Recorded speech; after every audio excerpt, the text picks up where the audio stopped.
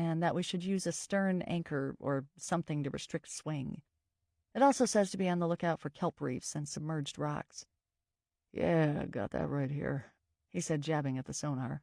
It looked like a bunch of dark spots on the screen, but I trusted that Dex was reading it properly. So, what, we can't get to the island? I asked, maybe a bit too hopefully. He eyed me carefully before saying, Oh, we can get there. Just a few things to be mindful of, that's all. Don't get your panties all in a bunch. I glared at him and looked back at the book. It showed a happy photo of bright kayaks on a beach. It couldn't be that bad, could it? I looked up at the island again as we started heading further west and rounding a point. The lighthouse slowly but surely came into view.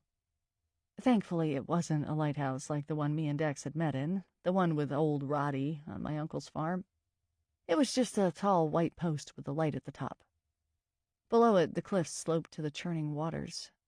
Bill was certainly right about the riptides. Aside from the currents I could see squirming in the water around us, the ocean swell seemed to build around the island, creating frothy breaks and sprays as they met against rocks and pebbly beaches.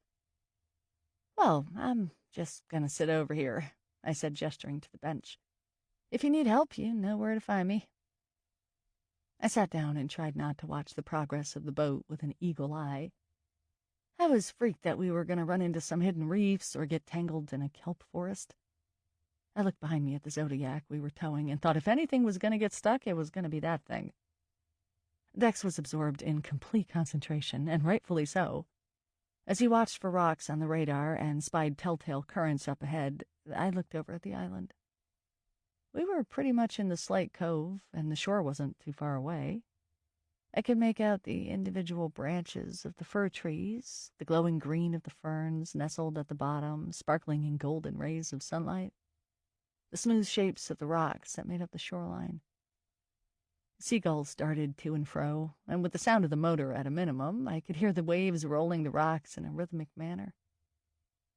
It seemed so peaceful, so idyllic, but someone was watching us. A face hidden in the leafy foliage. The grotesque, rotting face of a leper, with rough, lesioned skin that matched the bark of the pine next to it. The eyes were narrow and black, the mouth open and fathomless. It was an expression frozen in terror. I gasped, afraid to blink in case I lost sight of the monstrosity. I wanted to look away from the creepy, mask-like face, but I couldn't for fear of losing it. Dex, I slowly squeaked out, not taking my eyes away. He grunted, not wanting to be bothered. Kinda busy right now. There's a creepy face in the woods staring at us. He looked at me and then looked in the direction of my gaze. For the amount of time he stared at it, I was sure he could pick it out. But he eventually turned back to me and said, I don't see anything. That was impossible. I could still see it. No, there's someone there, right in the ferns, where the trees start to come down further to the beach. Straight ahead, then to the right a bit. He looked again, and I could see him shaking his head out of the corner of my eye. Annoyed and scared at the idea that it was only something I could see, I narrowed my eyes and tried to make sure that I was really seeing what I thought I was. It was a face, wasn't it? I looked below it and saw the outline of dark shoulders fading into the forest shade. It had to be a person. But it wasn't moving, either. Dex put his hand on my shoulder, and I jumped in my seat, eyeing him wildly. Hey, kiddo, there's nothing there, he said calmly, looking down at me. He removed his hand and went back to navigating. My eyes flitted over to the forest, and now I couldn't see it anymore. The face was gone, and only the trees remained. Okay, this spot should work, hopefully, Dex announced loudly and thrust the boat into neutral. He poked me in the shoulder to make sure I was paying attention to him.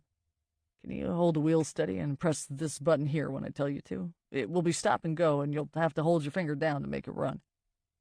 I nodded and got up, scooching over behind the wheel and making sure I could reach the black button that stuck out on a low panel on the boat's side. The creepy feeling hadn't left me yet, but I was glad to be concentrating on something else. Dex made his way to the front of the boat. I quickly stole a glance at the forest. It was entirely plausible that I imagined the whole thing. After all, it didn't move even once, and the lines and shadows of the forest could be molded into any figure of your imagination, like a magic eye painting. "Okay, go," Dex cried out from the bow amongst the sound of clanking chains. I pressed the button, holding it down while the anchor lowered into the water. It didn't seem like that hard of a job until the current began to tug at the wheel, making it shake underneath my hands. I tightened my grip and held it steady while holding the button down with my other hand. The wheel began to move even more under my hands, almost violently, like someone down below was pulling the rudder left and right. I put the weight of my boobs against the wheel for extra leverage, not able to let go of the button yet. But it was getting tedious. I was close to having to take my hand away. "Let go!" Dex yelled, and I gladly did so, putting my other hand on the wheel to steady it. He ran along the deck towards me, not even bothering to hold on to the lifelines as he did so. "The wheel is going crazy," I explained. "The currents are fucked here." He put his hand on the anchor button. "Are you getting hold of anything?" He frowned. "Oh, I should be. It's a really sharp slope, so I have to be sure."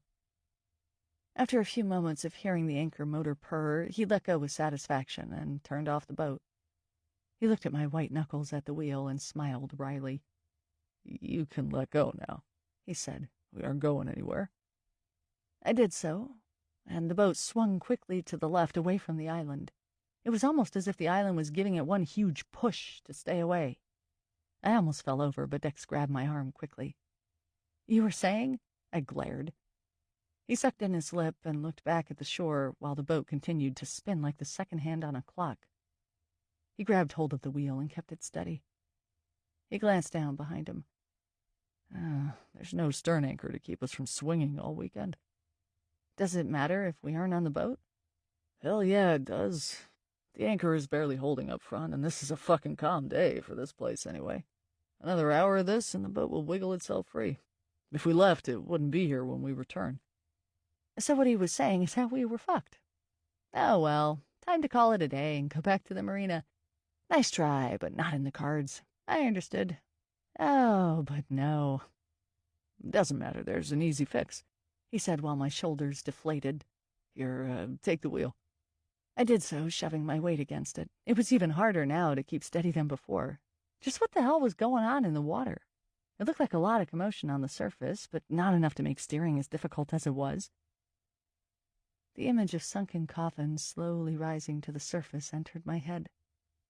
I pictured fingerless hands coming out of the rotted caskets, skin peeling, bloated white flesh, reaching for the rudder underneath in the dark green depths. "Perry!" Dex barked. I snapped out of it and gave him my attention.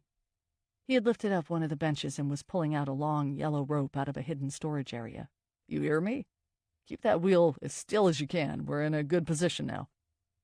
The boat had done a 180 around the anchor, and the bow was facing the way we had come in. I nodded and did as he said. He came beside me and tied the rope around a metal hook thing, finishing it off in a fancy sailor knot, then opened the lifelines behind me and started to pull in the Zodiac. "Where are you going?" I asked anxiously. I didn't want him to leave me on this thing. He kicked over a metal ladder and stepped down towards the Zodiac, jumping the rest of the way. He landed with a thud, the boat shuddering beneath him, but managed to stay upright and inside.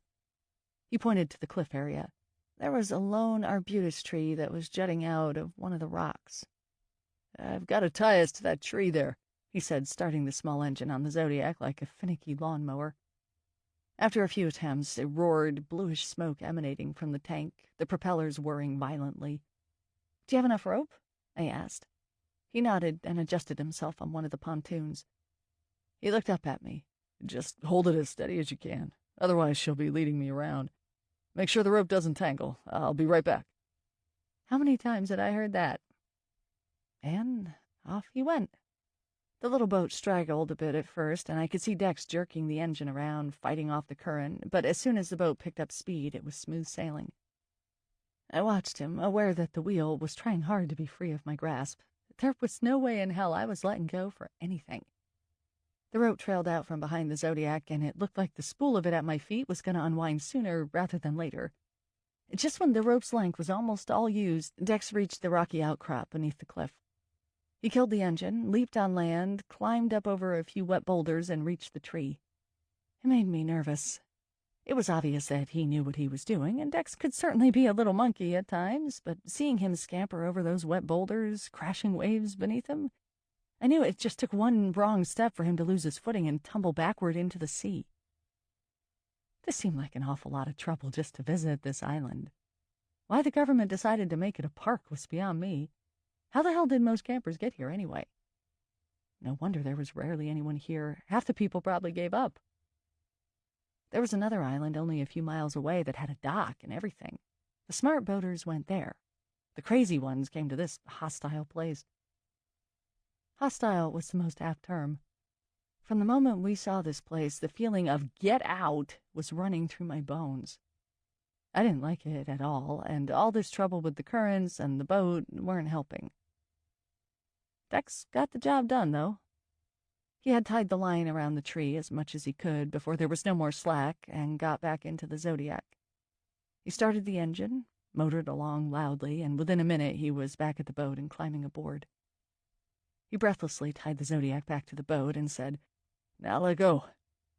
I did so and braced myself for the swing. The boat moved over, but stopped after a couple of feet, the rope straining tightly against the tree. I could hear the anchor chains from the bow rattling, but we weren't going anywhere. We breathed out a sigh of relief in unison. "You're not a bad skipper," he said to me. "Maybe you should take up sailing after this." "We'll see," I said. Now that was all done, we climbed below and started organizing everything for our pilgrimage to the campsite on the opposite side of the island.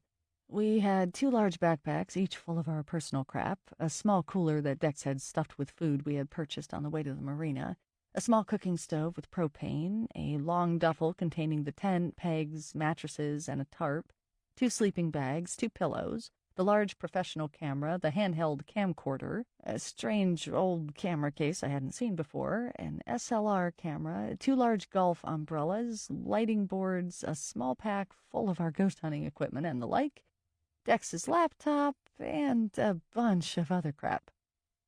Don't you think it'll be easier if we just left everything on the boat? I pointed at all the junk. It's going to take several trips to the island just to take everything. "So it will," he mused, gathering up his backpack. "Can't forget the jackets either."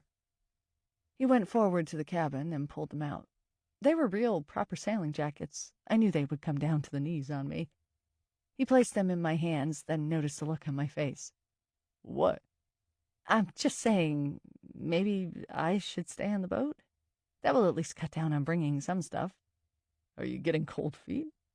"I've had cold feet this whole time." "So you're scared?" "Yeah, it's called Island of Death for a reason, and it obviously doesn't want us here." "Don't be so dramatic." I felt like throwing the jackets in his face, but just held his gaze steadily and with a stern eye. I could see all the wheels working behind his brow. "Fine," he said. "If you want to stay on the boat tonight, that's fine. Do whatever you gotta do. But you still have to come on the island, bringing the rest of the stuff, and do all the damn filming we have planned." I nodded. Of course I knew that. He did not look impressed with my decision, though. "Well, I'll do the first run. You stay here. Try not to wet yourself." He turned, gathering up as much stuff as he could, and climbed on the upper deck. I sat down and opened the cooler, looking for something to eat. It was way past lunch by now, and the nausea that had killed my appetite earlier was gone. I heard the sound of the Zodiac starting, and through one of the portholes saw Dex on it as he passed briefly outside, heading for the shore. There was just enough food in the cooler for the weekend. We erred on the side of being cheap and having less to carry. As long as we had coffee, that was good. In fact, the 2 of us could live off coffee. There was a strange poking feeling in the back of my conscience that was starting to make me reconsider, though. Now that I was here, going to the island with minimal rations didn't seem like the smartest idea. I walked over to the galley and opened the tiny fridge and freezer. Empty, obviously. I pulled open the cupboards up above and found a few boxes of half-eaten cereal, several cans of soup, some canned vegetables, pasta sauce, and an unopened box of Triscuits. That made me feel a bit better, knowing there was food on board. No one said we couldn't come back to the boat. I grabbed the Triscuits and opened them. I doubt Zach would miss it, and it was better than me nibbling at the food we were bringing to the island. I shoved a few in my mouth and walked over to the table. A movement out of the corner of my eye made me stop. I slowly turned my head to the wall. There was a hand on the outside of the porthole glass, a hand reaching up from the depths. I screamed like hell, dropped the box, and made a frantic dash for the stairs, pulling myself up them in a ragged, scrambling hurry. I fell on the deck, scraping my knees on the pebbly surface, and scampered for the wheel, pulling myself behind it as if that was going to offer me some protection. Dex had finished dropping the gear high on the beach and was walking back to the Zodiac. I couldn't tell if he had heard my scream or not. It didn't seem like it. I looked back at the cabin and let the sticky, eerie feeling wash over me.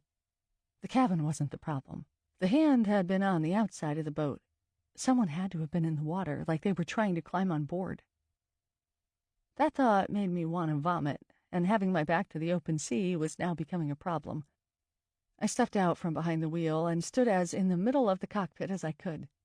I didn't want to look on the sides of the boat. I was too afraid of what I might see. I waited, standing as still as possible, hand on my chest, trying to hear anything besides the whoosh of blood in my head and the sweet, sweet sound of the Zodiac motoring back to me. Well, that settled it. No way in hell was I staying alone on the boat tonight.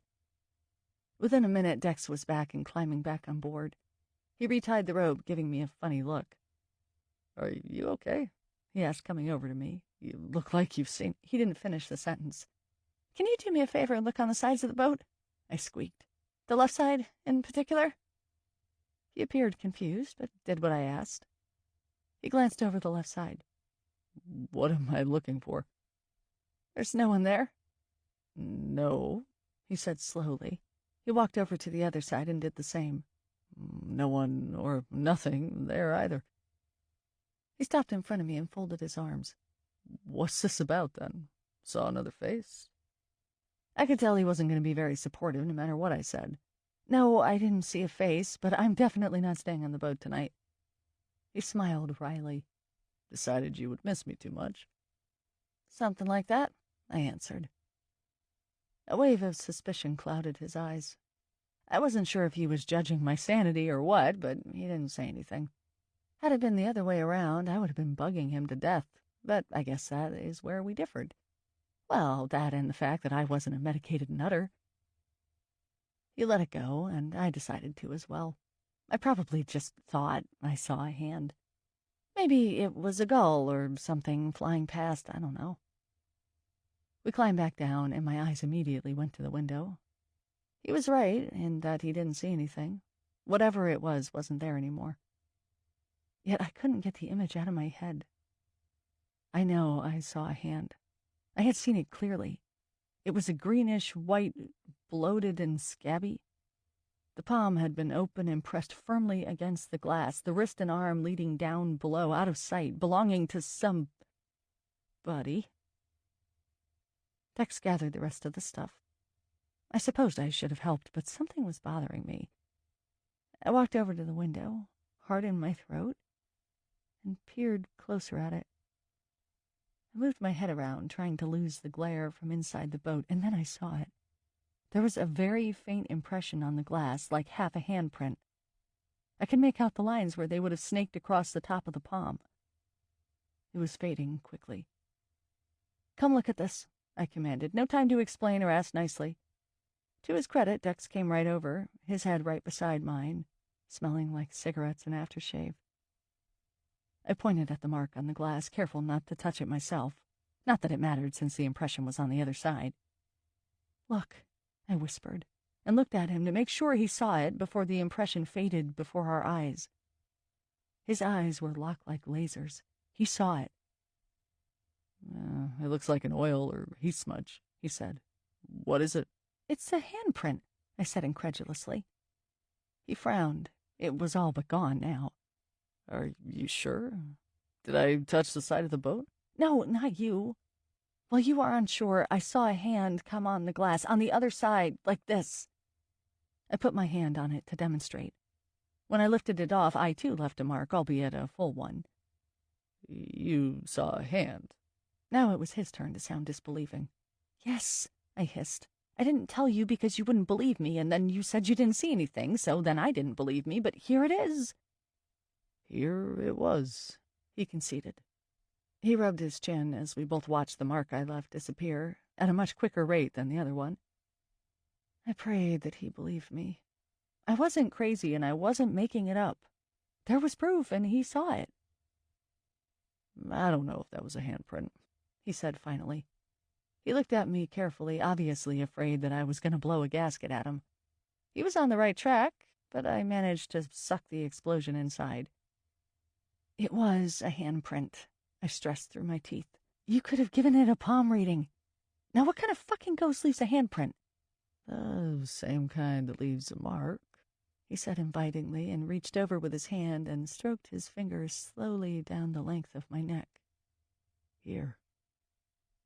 I shivered internally, partly because I was remembering when old Roddy had left bruises on my neck after our little altercation, partly because his soft touch was borderline sensual.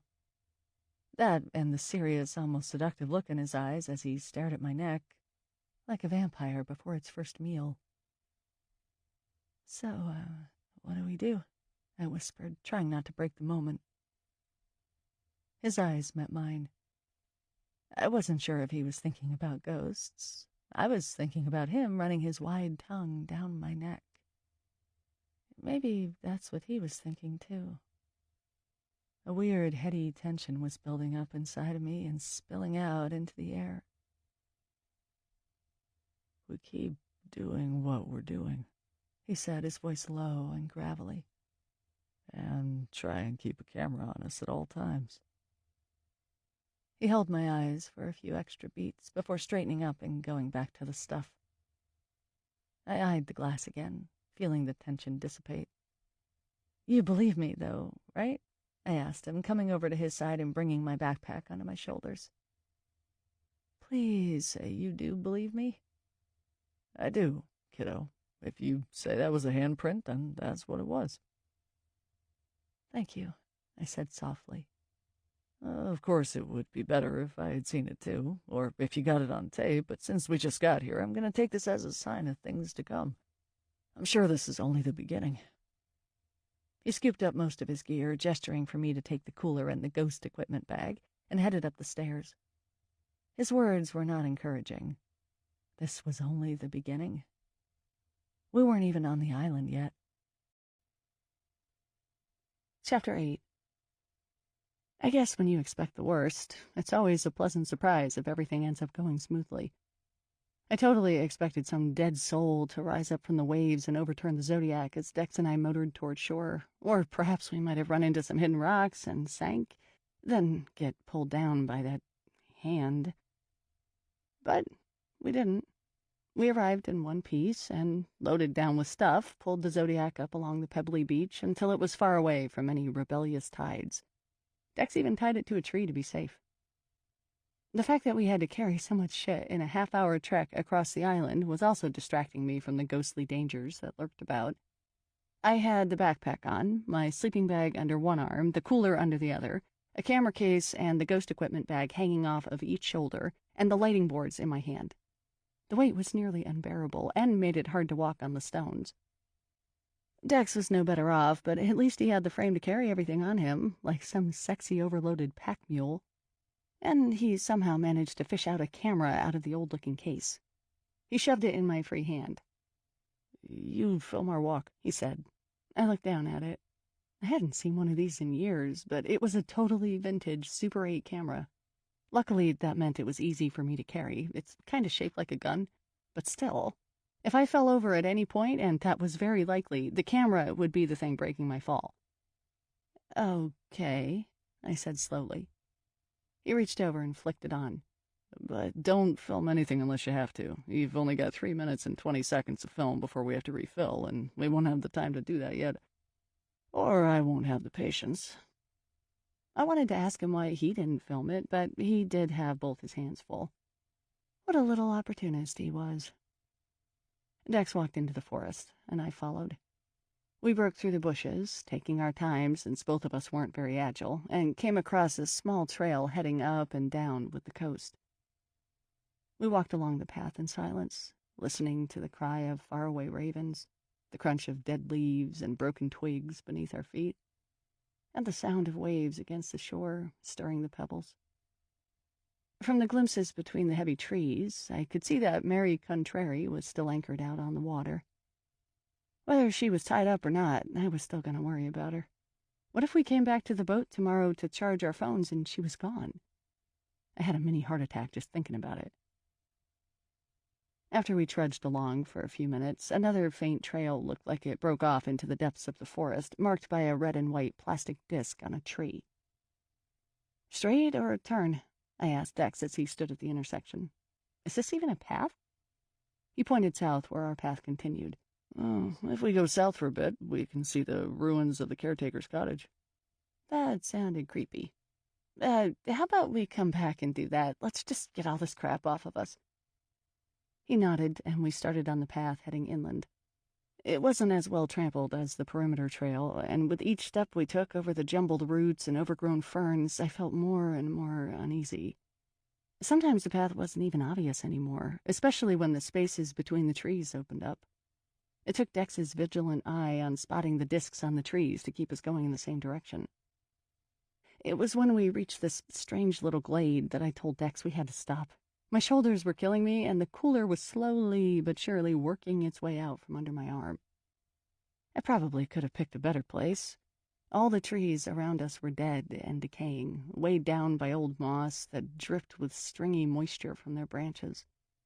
They looked like crippled, hunched-over people being enveloped by killer slime, frozen forever in agonizing positions. Even when Dex said, "Are you sure you want to stop? It can't be that much longer to the campsite," I heard more fear in his voice than the annoyance that I was slowing things down. I put the cooler down as gently as possible, and then flung my backpack off through that one arm. Even with the weight off, I felt as broken as the rotting trees. Dex saw the pain in my face and relented. He took his bag off as well and put everything else down on the ground. He walked over to me and passed me a bottle of water from the cooler. "Thanks," I said, taking a swig of it. "Shoulders hurt?" he asked. I nodded. He walked behind me, reached over and placed both of his strong hands on my shoulders and started massaging them very slowly. It was a beautiful pain. "Did you take massage classes as well?" I asked lightly, trying to keep him from knowing how much I was enjoying it. He grunted a no. I expected him to make a remark about giving Jen massages, but he didn't, and I was glad. That would have been too much. I like to live in this weird fantasy world of mine where mentions of Jen were jarring and inappropriate. Though, half the time I was bringing her up. Dex continued to massage, but I could tell his attention was elsewhere. Had we been anywhere else, I might have felt a bit rejected, but I could feel he was scanning the dank, dark forest around us, taking everything in. I started to pick up an uncomfortable vibe, one that was miles away from the massage or Jen. "What is it?" I asked. "I don't know. I don't like it here." "I don't like it anywhere here," I admitted. But for Dex to say the same thing was saying a lot. He slowly brought his hands to a stop and paused. We held our breaths in unison. There was something weird here. A feeling in the air, like the atmosphere was dragged down with the heavy, overgrown moss. We heard a crunch behind us. We whipped around, my upper body aching from the sudden movement, and saw a family of raccoons creep out from behind an old rotted stump. We had a lot of raccoons in the Pacific Northwest, and it was a nightly occurrence in the area around my parents' house. I still didn't feel any easier around them. There were 2 babies and 4 adults. They stopped about 5 feet away from us, and even though we were larger, I felt outnumbered, like we couldn't win in a fight. They would have been cute if they were on the other side of a fence with their human-like paws, black eyes, and twitchy little noses. But here they seemed like vicious predators wanting to attack. I had hoped the last of our animal encounters were behind us in Red Fox. The raccoons made funny little noises, and a few of them leaned back in their hindquarters to get a better look at us. Or perhaps to intimidate us. They stood like that for a bit, not moving forward or backward, They weren't exactly in our way, but gathering up our stuff with them there didn't seem like a smart idea. "Start filming," Dex said softly through the corner of his mouth. I looked down at the Super 8, which was beside my backpack. Uh, just do it," he hissed. I eyed the raccoons and then made my way over to the backpack, lifting up my legs carefully, not wanting to scare or startle them. It was at that moment, when I sighted my backpack as I picked up the Super 8, that I realized we had no weapons with us. As far as I knew, we had no guns, no pepper spray, and probably nothing bigger than a kitchen knife. Even a baseball bat would have been something. I picked up the Super 8 and pressed record. I didn't know what to shoot, but I just aimed it at the raccoons and heard the film spinning around the reel inside. I knew it was going to quickly run out. "So we filmed them, and then?" I asked, my voice low. "This is just more nature documentary?" "Could be," he whispered, his voice low and his eyes focused on them. At that, the closest and largest raccoon opened its mouth, teeth bared, eyes white, and hissed at us. It was a loud, unearthly sound, like nails on a chalkboard over growling. It took a step closer, and we took an instinctive step back. "Or it could be the part where everything starts to go horribly wrong," he quickly whispered. I kept filming, but wasn't sure what to do next. I looked at Dex. He had on his cargo jacket and hoodie underneath, and his boots and long pants added protection. If the raccoon did make a leap for him, it would take a lot to bite through the fabric, and by then I was sure I would be beating off the rabid beast with the Super 8. But then all the other raccoons, including the babies, started hissing at once. We were looking into 6 open jaws filled with sharp white teeth and black gums. The noise was terrifying. I was pretty close to either peeing my pants or throwing the Super 8 into the forest as a distraction, but as quickly as they had appeared, they suddenly dropped to their haunches and scrambled off into the woods.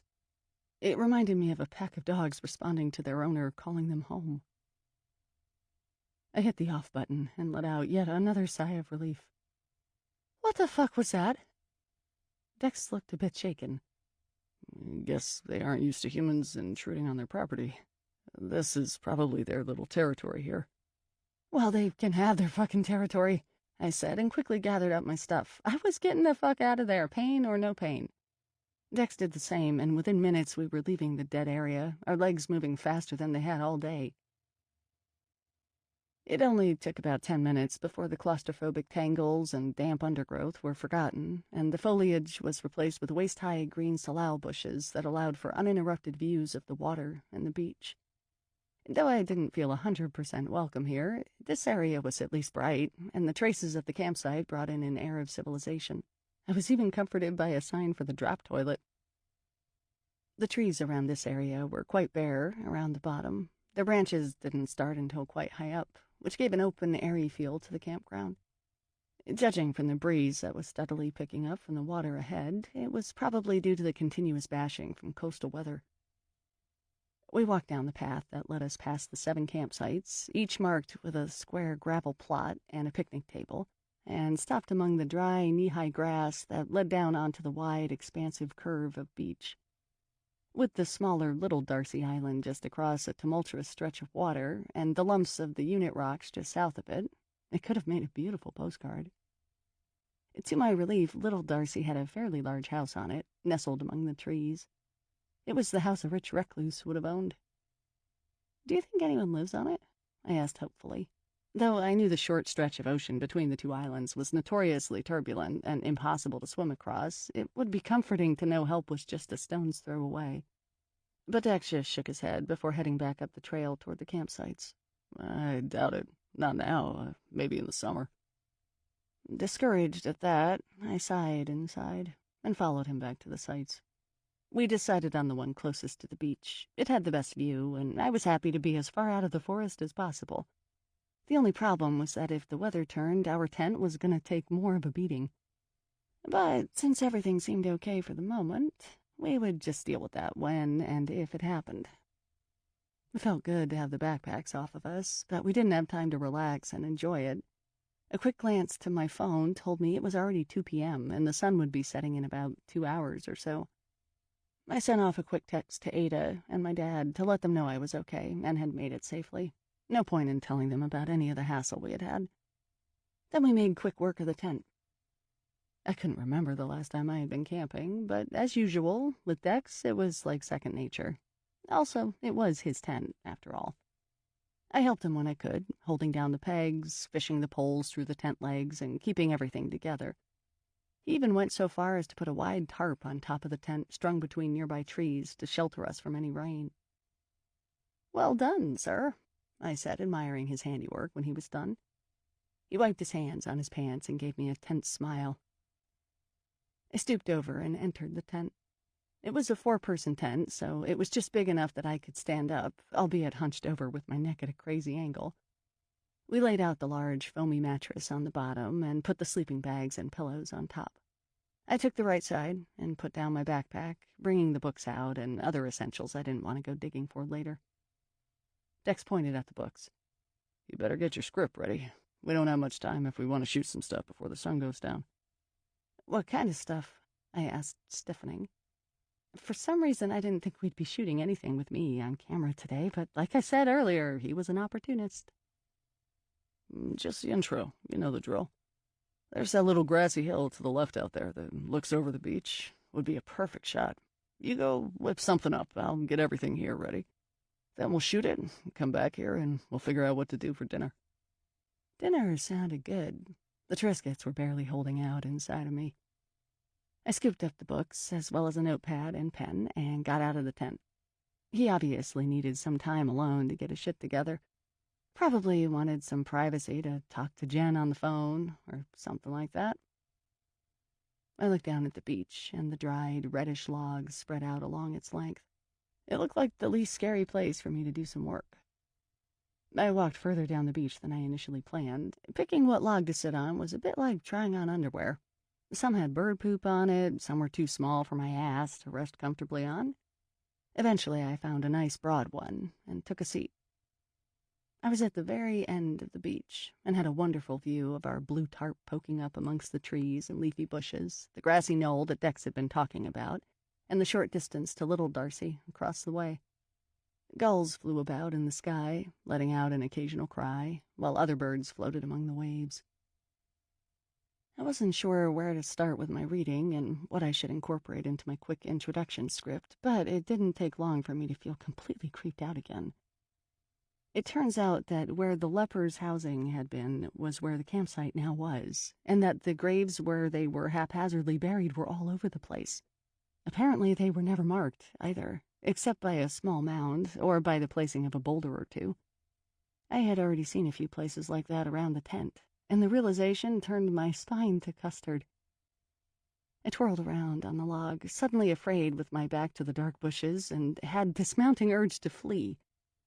I know I had read that they were all buried here, but I figured maybe a place like the Dead Mossy Glade would have been the area, or, an actual cemetery.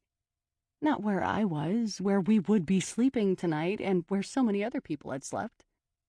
To think that the next suspicious-looking rock might house a rotting casket underneath. I shivered violently. I didn't need to read any more. I didn't feel like I needed a script either. The history of this place already felt ingrained inside of me. I wanted to enjoy the casual scene of the beach, the glittery waves, and the open space as the sun made the shadows long. The beauty of Darcy Island was so misleading. I closed the books and gazed over the scenery. I did this for a few blissful minutes before I felt a little itch in my head.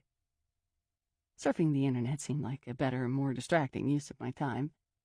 I pulled out my phone and noticed the battery was already half used and the reception bar was non-existent. Uh-oh. I opened the browser, and it spun around for what seemed like forever until it latched onto a page. The bar wavered and then disappeared again. I had a feeling staying in touch wasn't going to be easy here. Then again, nothing had been easy so far. Still, it at least allowed me to check my Twitter and Facebook accounts. There wasn't anything too interesting there. I was still new to the whole Twitter thing, so I didn't have many followers, but occasionally someone would tweet me and say something nice about the show. Today, someone had said that they really liked the concept of the show and asked where we were going next. I replied back and told him he'd have to wait and see. Dex and I had decided it was probably best if we never gave anyone straight answers, keep people in suspense, something Dex did very well. It was nice that I never got any nasty comments on my Twitter, so far. I think people reserve that for actual famous people and stuff like that, since Twitter accounts weren't anonymous. Well, not really. You were still held accountable. Plus, it was easy to block people on Twitter. One click and you didn't need to look at them anymore. The blog, of course, was another story. Every single nasty comment was left by someone anonymous who didn't provide a name or an email address. I suppose there was some way I could try and figure out who they were by finding their IP address, but that involved doing something in the back end of the blog, and Dex would have to do that himself. I knew if I asked him to look into it, he'd respond with a flat-out no, and then chide me for caring what other people thought. I couldn't help it, though. Every time I thought about checking the blog out of some strange, torturous compulsion, I felt so nervous I was almost sick about it. I hated not knowing when these comments were going to come and what they were going to be about. They went straight to my email, too, which didn't help. Even if I avoided looking at the blog, I still had to check my emails at some point, and that's where they were, waiting for me. Like this time. It's not like I got a lot of emails from people, but sometimes it was from my cousin Jonas in Sweden. Sometimes it was a concert announcement. Sometimes it was catching up with my friend Gemma, who lived down in Eugene. To be honest, I didn't get enough email to warrant being an obsessive checker, but there I was, checking anyway. It seemed I got comments more than anything else. Case in point, as the browser slowly logged me into my email account, I could see 4 messages from the blog comments. 3 of them had names assigned to them, which usually meant they were benign or spam. I always checked those last to raise my spirits. The final message was by Anonymous. That sick feeling returned, and my heart started to pound loudly in my chest.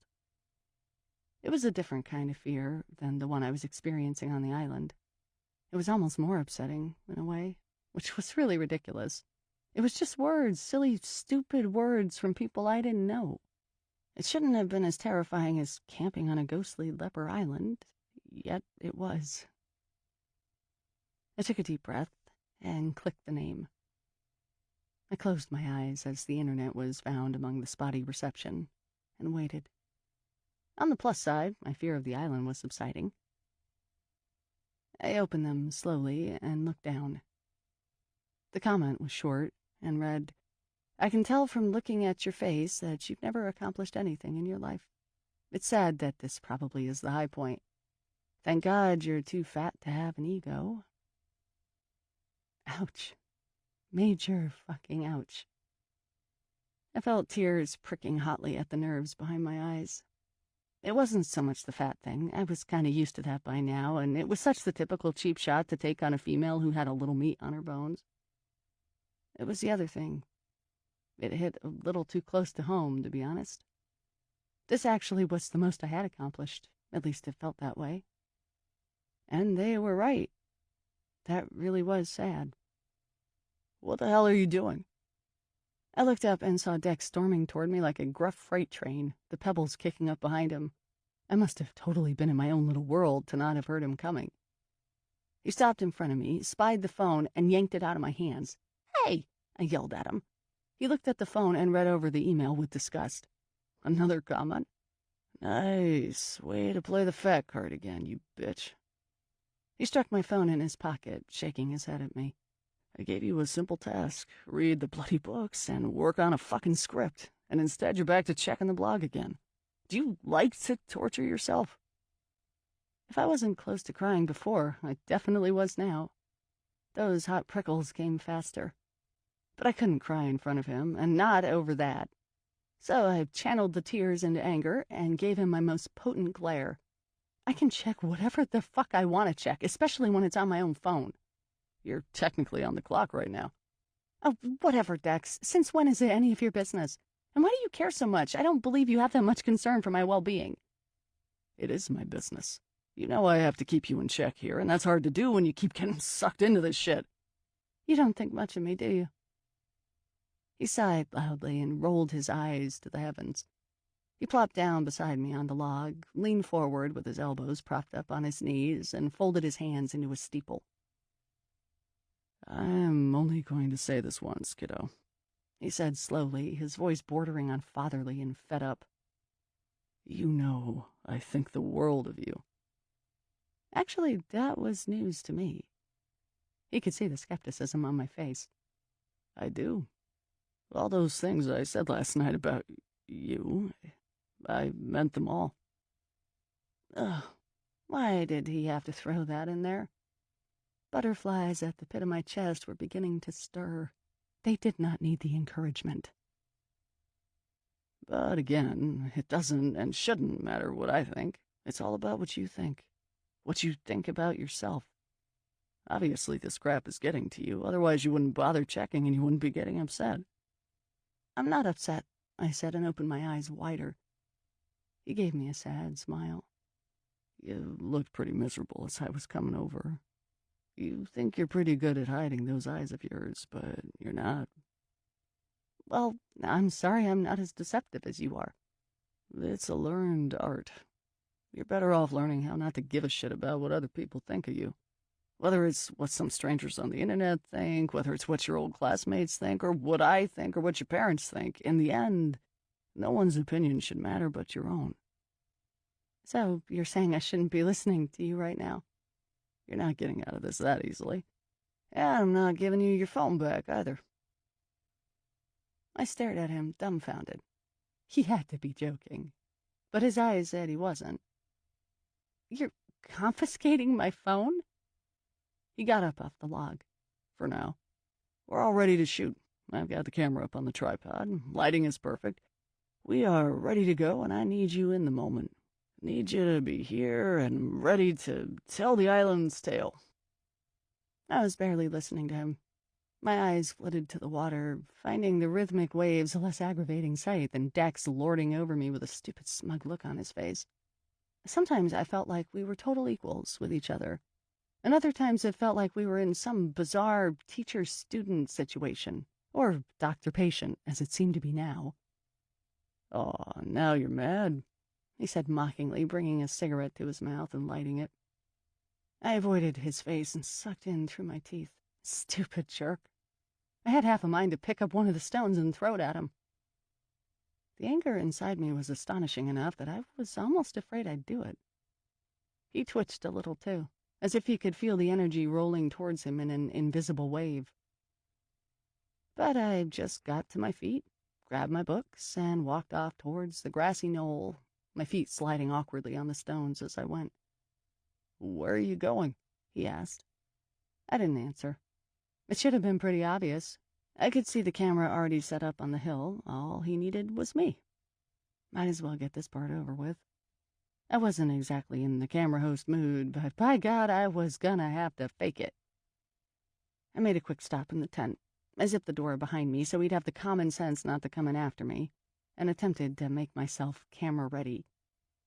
I changed into a flattering V-neck long-sleeve shirt and swiped on a coat of cherry lipstick that was the same vivid red. Yeah, this was obviously not my usual on-camera attire, but fuck that. I was going to prove I did deserve to be out there. I knew the top made my breasts look great. I mean, hey, Jen shows hers off on freaking Wine Babes, and she has nothing on me in that department. Plus, the red coloring and lipstick suited my skin tone and hair. I didn't care if I was going to freeze my ass off. I was a professional, and this is what was going to happen. I decided to keep my black jeans and chucks on and applied a few eye-opening strokes of mascara. I was ready to go. I stepped out of the tent and immediately was struck into submission by the cold wind. Mind over matter, I thought to myself, though I suddenly wished I had worn a more padded bra. Oh well, I'd just make the headlights work for me. Keeping my chattering teeth quiet, I strode up the path over to the hill, where Dex was now fiddling with the camera settings. The hill was grassy and undulating, with rocky mounds here and there. I didn't let my mind think about whether they could be graves or not. The view was gorgeous, especially in the fading sunlight. The beach curved out to our right, while a rocky shoreline and smaller beach spread to the left. Across the way sat the stoic little Darcy Island and its lone house. "Jesus Christ," Dex exclaimed. He had looked up from the camera and was staring at me all bug-eyed. not ogling me, unfortunately, just surprised. Is there a problem? I asked testily and crossed my arms. Naturally, this made my cleavage even more impressive. I was doing it out of anger, though, I swear. He blinked hard and tried to focus. You are such a guy, I remarked, shaking my head at him. He let out a small laugh, but kept his eyes on my chest. Yeah, I guess I am. Sorry, you just surprised me. You're normally not. Aren't you freezing? I shrugged as casually as possible. I'm fine. Are we going to do this or what? We don't have that much use of the light, and we're wasting time talking. He hesitated. He wasn't used to me telling him what to do. Okay, he said quickly. Let's go then. Stand a bit over to the right, and maybe back up a foot or so you don't overwhelm the camera. I did as he said, holding my shoulders back and tried to calm my nerves. I may have looked confident, but I didn't feel it at all. I was just gonna have to fake the whole thing. I'd show everyone just how professional I could be. Dex fiddled a bit with a bounce board on the ground, propping it up against a rock grave, and gave the camera the final once-over. Rolling, he said. He pointed at me. Go. I took a deep breath, readied myself, and went into a lengthy intro about the island's history and a detailed, dramatic description of what it would be like to have been one of the lepers. I don't know where it was all coming from. I had been going over in my head earlier some key points to focus on and what order to do them in, but the description about the Chinese lepers just came out of nowhere. By the time I was done, I was shaking at the knees from the overload of nerves and the cold, and I was out of breath from trying to sound clear, concise, and confident. Cut, Dex said slowly and a bit unsurely. He looked up from the camera, not looking impressed like I thought he would. He looked utterly confused. What the hell was that? Better yet, who the hell was that? I felt a bit defensive. I thought I did an awesome job, and I rarely thought that about myself. I was trying to be professional. Yeah, well, you were, kiddo. You were. But that's not why people love you. The world expects a pose from everyone these days. You have to loosen the fuck up. That wasn't you. Yes, Dex, it was me. That was me being professional, and apparently people want that. No, they don't. They want you being you. They want your personality. I'm a goof. I don't know what the hell I'm doing half the time. He stepped out from behind the camera and took a step closer to me. I know you don't. That's what makes you charming. That's why you're doing this with me. I sighed, all confidence rolling out of me. Even when I try to change, I fail. See, he said, walking forward until he was right in front of me. He pushed a piece of hair back behind my ear. I flinched slightly at his touch. I couldn't help it. My nerves were jumping all over the place. This is exactly why I don't want you to give a shit about those comments. I know what they say, but that's the opinion of a few people, and most likely just one person. They're just a jackfuck who doesn't know what they're talking about. Everyone else, Jimmy included, they want you. Just as you, as Perry Palomino. And that's why we're gonna have to do that all over again. Are you fucking kidding me? I cried out. I was so ready to throw in the towel. He cocked his head at me. Just once. The information, it's all great. I liked what you did with the lepers and everything. But that's perfect. But come on, baby. Baby? He reached for my shoulders and shook them around, my boobs jostling up and down. He tried, with little success, not to notice. Relax. Get jiggy with it. Have fun. I know you're a fun person. Let's let everyone see that. Though I was appreciating how close he was to me and the fact that he was still holding my shoulders with his strong grip, I had to say, this is still a ghost story, right? It's not Girls Gone Wild. Hey, you're the one who put on that shirt. He leered and walked back to the camera. It's just you and me here. Tell me about the island. I was barely listening the first time anyway. Things were, distracting me. Tell me what you know. And go. And so I pretended that Dex hadn't heard anything I said and described everything as if it was for an audience of one. He asked the question, I responded. Simple as that. When I was done, Dex broke into that genuine wide smile that so rarely stretched across his face. See how much better that was? Did you feel how much better that was? Not really, though I was more relaxed. I messed up a few times, regardless of whether I was just supposed to be talking to Dex. He could see I wasn't convinced. It was much better, and just one take. And now that part is done, we don't have to worry about it, and it's right on time. Look at that fucking sunset. I turned around and saw the golden sun heading down for the horizon where a far-off freighter was making a nautical silhouette. My arms and chest glowed golden. And suddenly I was freezing, almost unbearably cold. The adrenaline of being on camera was gone and my goosebumps were out in full force. I shivered and made a beeline for the tent. "Oh, okay, it's time for a sweater," I said through chattering teeth. "Oh, don't be so modest now," I heard Dex call out from behind me. I put on a Fu Manchu sweatshirt and my yellow coat on top and helped Dex put away the camera equipment before the darkness came. Then we got our lanterns and flashlights out and started setting out the small cooking stove on the picnic table adjacent to the tent. I heated up 2 cans of ravioli for us. Yeah, totally gourmet. While Dex fixed another tarp across the table. It didn't look like it was going to rain, but if it did, it would be nice to have a dry place to sit.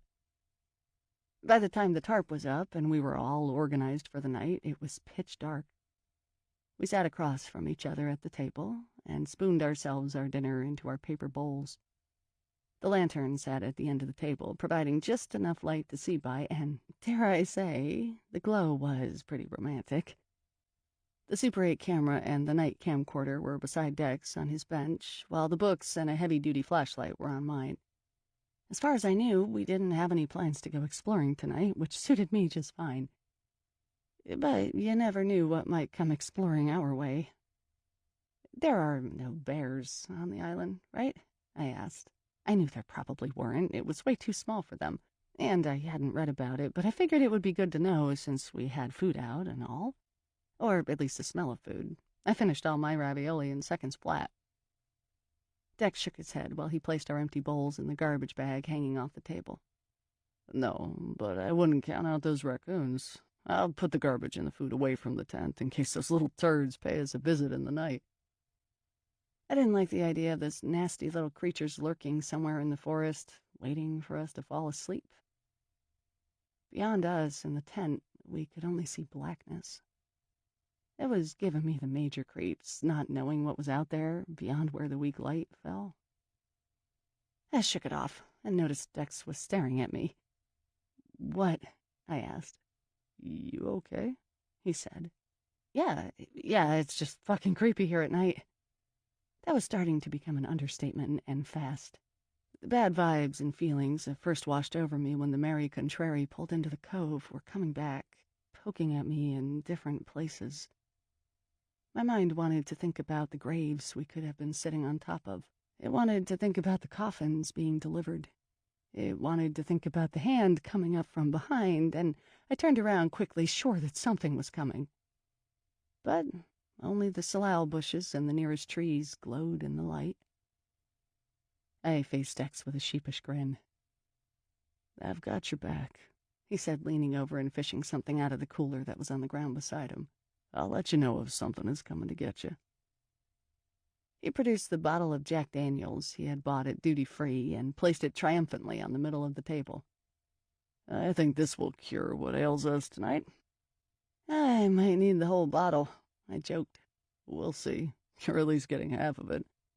He unscrewed the top and took a swig from the bottle, wincing hard before passing it to me. "No glasses?" I said, taking it from him and eyeing it warily. The amber color looked pretty in the light, but I knew it didn't go down the same way. "We're roughing it now," he said and nodded at the bottle. "Go ahead. I'm trying to get you drunk." I narrowed my eyes at him, sussing him out. He raised his eyebrow in a cheeky way. That fucker. I never knew when he was joking or not. I sighed, closed my eyes, and took a gulp. It burned my chapped lips and then my throat as it went down, but luckily it wasn't bad enough to come back up again. The distinctive taste of bourbon was conjuring up the memory of drinking it with Coke last night. a belated hair of the dog. By the time the liquid reached my stomach and produced a pleasant warmth, the Dex was taking another swig of it. Does that mix well with your new medication? He paused in mid-sip. I was vaguely aware that my question might have been a bit too personal, but he shrugged and finished swallowing. They're all the same. I'm used to it by now. Then it was my turn to drink again. I took the bottle from him, our fingers brushing each other. It was one of those instances that had he been any other person, I wouldn't have noticed every touch, every contact. I was already starting to feel it. This was not a good sign. Maybe I don't need the whole bottle after all. Whatever makes you feel good. I should be feeling good very soon. I took another swig, this one a bit smaller. It burned less. It felt floatier, and the shadows around me danced in a non-threatening way. The heat in my belly was passing up through my nerves until it settled somewhere on my brain like a warm blanket. I wish we had music, I said lazily, passing the bottle back to him. I have our phones, he said. That's right, he still had my freaking phone. Am I allowed to have it back? I asked, annoyed. I put my hand across the table, palm up. He took my hand in his and held it. An electrical charge I was sure I could only feel sparked from his fingers to mine. Once again, I was torn between enjoying the butterflies flying around in my boozy insides and actually wanting my phone back. Gotta say, though, at the moment, holding his hand was taking precedence. I was such a girl. Not yet, he said, still not letting go. His hand was nice and warm against the cold. What if my sister texts me? I implored him, not wanting to be swayed. Or my parents, they'll worry. Oh, your sister already has, and I said you were fine, he said breezily. She agreed with the idea of you taking an internet break. My heart skidded to a halt. What? I stammered. Wait, what? You can't read my texts. Those are personal. Oh, God, what did they say? No, wait, don't tell me. I started mentally going over every single text that would have shown up in the last 24 hours. The idea of him reading those was mortifying. My pride was dying a slow death inside. He squeezed my hand and grinned. You should see your face right now. What? He let go of my hand and casually reached for the bottle. You are so gullible. You are so gullible to me. He sang in an incredibly baritone voice before taking another sip. You're joking? He finished and wiped his lips with the back of his hand. You really think I go reading your texts? Wow, Perry. I've got to say, that hurts. That hurts big time. I could see it didn't actually hurt, and he knew exactly why it wouldn't have surprised me if he had read my texts. Whatever, give me that. I swiped the bottle from him and took another shot. This time it burned away the annoyance that was furrowed up on my forehead. That a girl. Though, I must say, I'm incredibly curious as to what texts you might be getting. Are you talking about me? Nice things, I hope. You can get pretty mean. Shut up. I waved at him. Just play some music from your phone. Done and done. He brought it out from his front coat pocket and laid it on the table. He made quick work of it, flicking through the screens until Queens of the Stone Age came on. It was energizing enough to go along with the increasing drunkenness I was feeling, but not eerie enough to make me feel more afraid. Not that I actually was afraid now that I was pleasantly drunk. Dex was right. It was curing what ailed me. We talked about music for the next little bit, a usual topic between the two of us since we had very similar music tastes, until the booze made me sway a little. With his handsome face expertly lit in half glow, half shadow, I became more aware of how much, looser I was feeling. The warmth was everywhere now, and I leaned further across the table at every word he said. I felt like some stupid, adoring fan, but there was no way around it. I felt playful. I felt frisky. This was bad, bad news. It wasn't just me, though. He had a bit more swagger in his movements. Plus, he was giving me the eyes. It at least looked that way, and acting more flirty than usual. Maybe this wasn't the best idea, or maybe it was the best idea ever. I wanted to find out. Something sober Perry would never dare do. "Let's play a game," I said after we discussed who was the better drummer, Dave Lombardo or Neil Peart. He raised his brow and his bottom lip twitched. He was intrigued. Okay. What kind of game? Strip poker? Again, I couldn't tell if he was taking the piss or not, but I acted like he wasn't. "Do you have cards?" No. "How about I have never?" It was a good old drinking game where you take a sip if never is a lie. I was a champion in college, mainly because the game got sexual really fast, and then I never got drunk accordingly. It was a great way to get to know people better, though. "Now you're trying to get me drunk," he mused with a smile. "You're already drunk." "So are you." "Then this should be interesting." He pursed his lips and thought things over. Then he said, "We'll see what you got. I'm going first. I have never shoplifted." He didn't drink, but I did. God, it burned. "Perry, I am appalled," he said, slamming his fist down on the table in mock fury. I wasn't proud of it, but I told him I had shoplifted numerous times in high school. Makeup from the local drugstore, actually. Not because I needed it or couldn't afford it, but because of the thrill. I guess, anyway. Young Perry did a lot of stupid things. It was my turn. I racked my brain for things I could get out of decks. "I have never been arrested," I said. He didn't drink. That surprised me. Yet I had been arrested, so I had to. I took another timid swig. His jaw literally dropped open. "What the fuck? What for?" "For the shoplifting. I got caught one time. They arrested me, called my parents. Anyway." "What? Don't anyway me. That's huge. Even I haven't been arrested." "I know. That's why I'm surprised." I pointed at him. "Wow. I gotta step up my game. You are out badassing me right now." I gotta admit, I was loving the look of astonishment in his eyes. It felt pretty freaking good. "Your turn," I said. He thought about it for a moment. I caught a wicked glint in his eye before he said, "Fine. I've never had a threesome." Wow. And he was just jumping straight to the point. Of course, I never had a threesome before. I barely had twosomes. He probably did, though.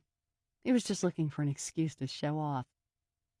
But he didn't drink either. "Huh," I said. "Did you think I'd actually drink?" "I don't know. I didn't think you were a shoplifting criminal either." "Oh, whatever. Okay. I've never kissed a guy." I couldn't help but smile as I drank to that one. I watched Dex carefully. I could see the workings of his mind behind his heavy, drunk eyes. Finally, he drank. "Are you serious?" I asked incredulously. He shrugged. "Does kissing your bandmate on stage count? He was a guy. And for the record, I didn't like it much." I shook my head. "No, it doesn't count." "Oh, rats, then. Okay, I've never had sex in public." And he drank to that right away, naturally. I didn't, though. No explanation needed. Still, I had to ask him. "Where?" "Where haven't I?" "Okay, that's enough," I said quickly, not wanting to get the mental image of Jen and him in the sweaty throes of passion in a public restroom somewhere. "I have never told someone I loved them when I knew I didn't." It was a fairly heavy question, considering the brevity of the scene. I wasn't sure why I asked it, but I did. There was a pause. Then he reached for the bottle and took a small swig, wincing. He cleared his throat and said, "Well, that was certainly poignant. I'll bring it back around again. I've never been skinny dipping." We both didn't drink. "Interesting. Too bad the water's freezing here," he said with a wink. "Huh? Alrighty. Next one, I hope we don't both suck out.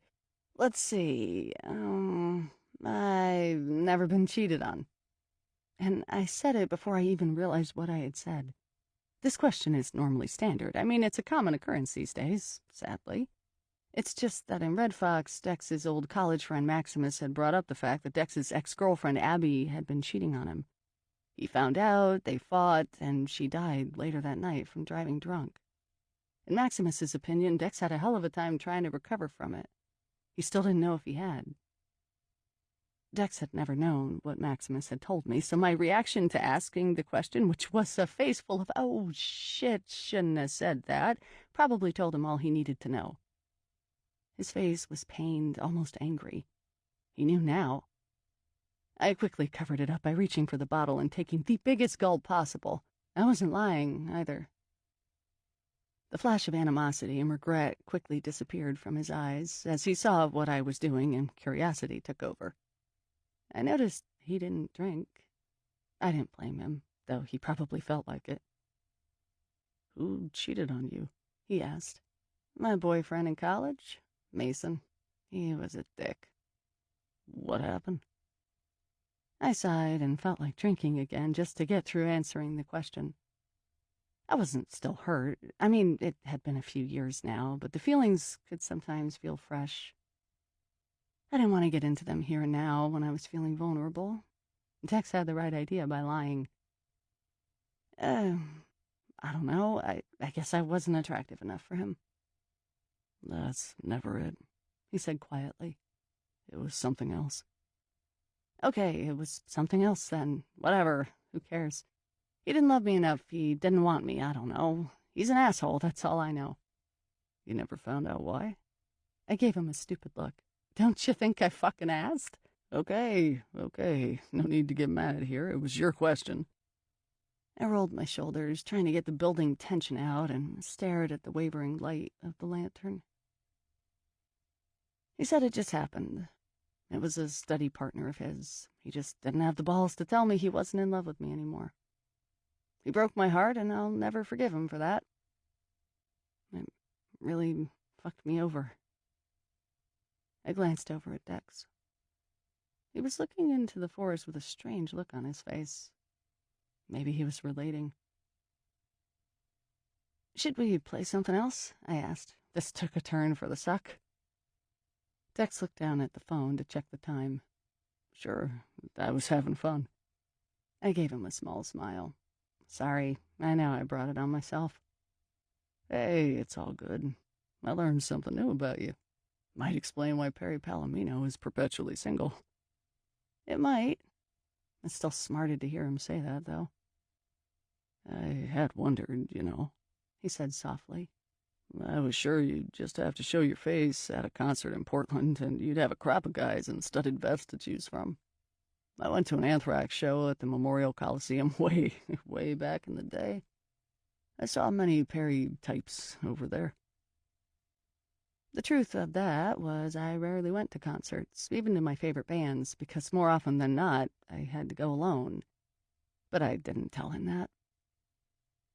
Dex reached into his pocket and brought out his pack of cigarettes. He offered one to me. "Why would I want that?" I asked while shaking my head and pushing the pack back towards him. "I don't know. We're camping, drinking whiskey out of the bottle. Seems like the time when everyone smokes." He lit it, taking a puff and blowing the smoke to the side of him. The light breeze carried it away into the darkness. "How about truth or dare?"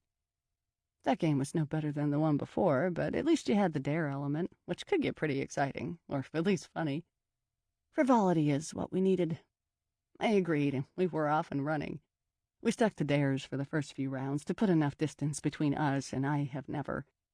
I dared him to take a large shot. He dared me to sing along with the next song on his playlist. I dared him to run around the picnic table, while he dared me to take a large shot and squawk like a chicken.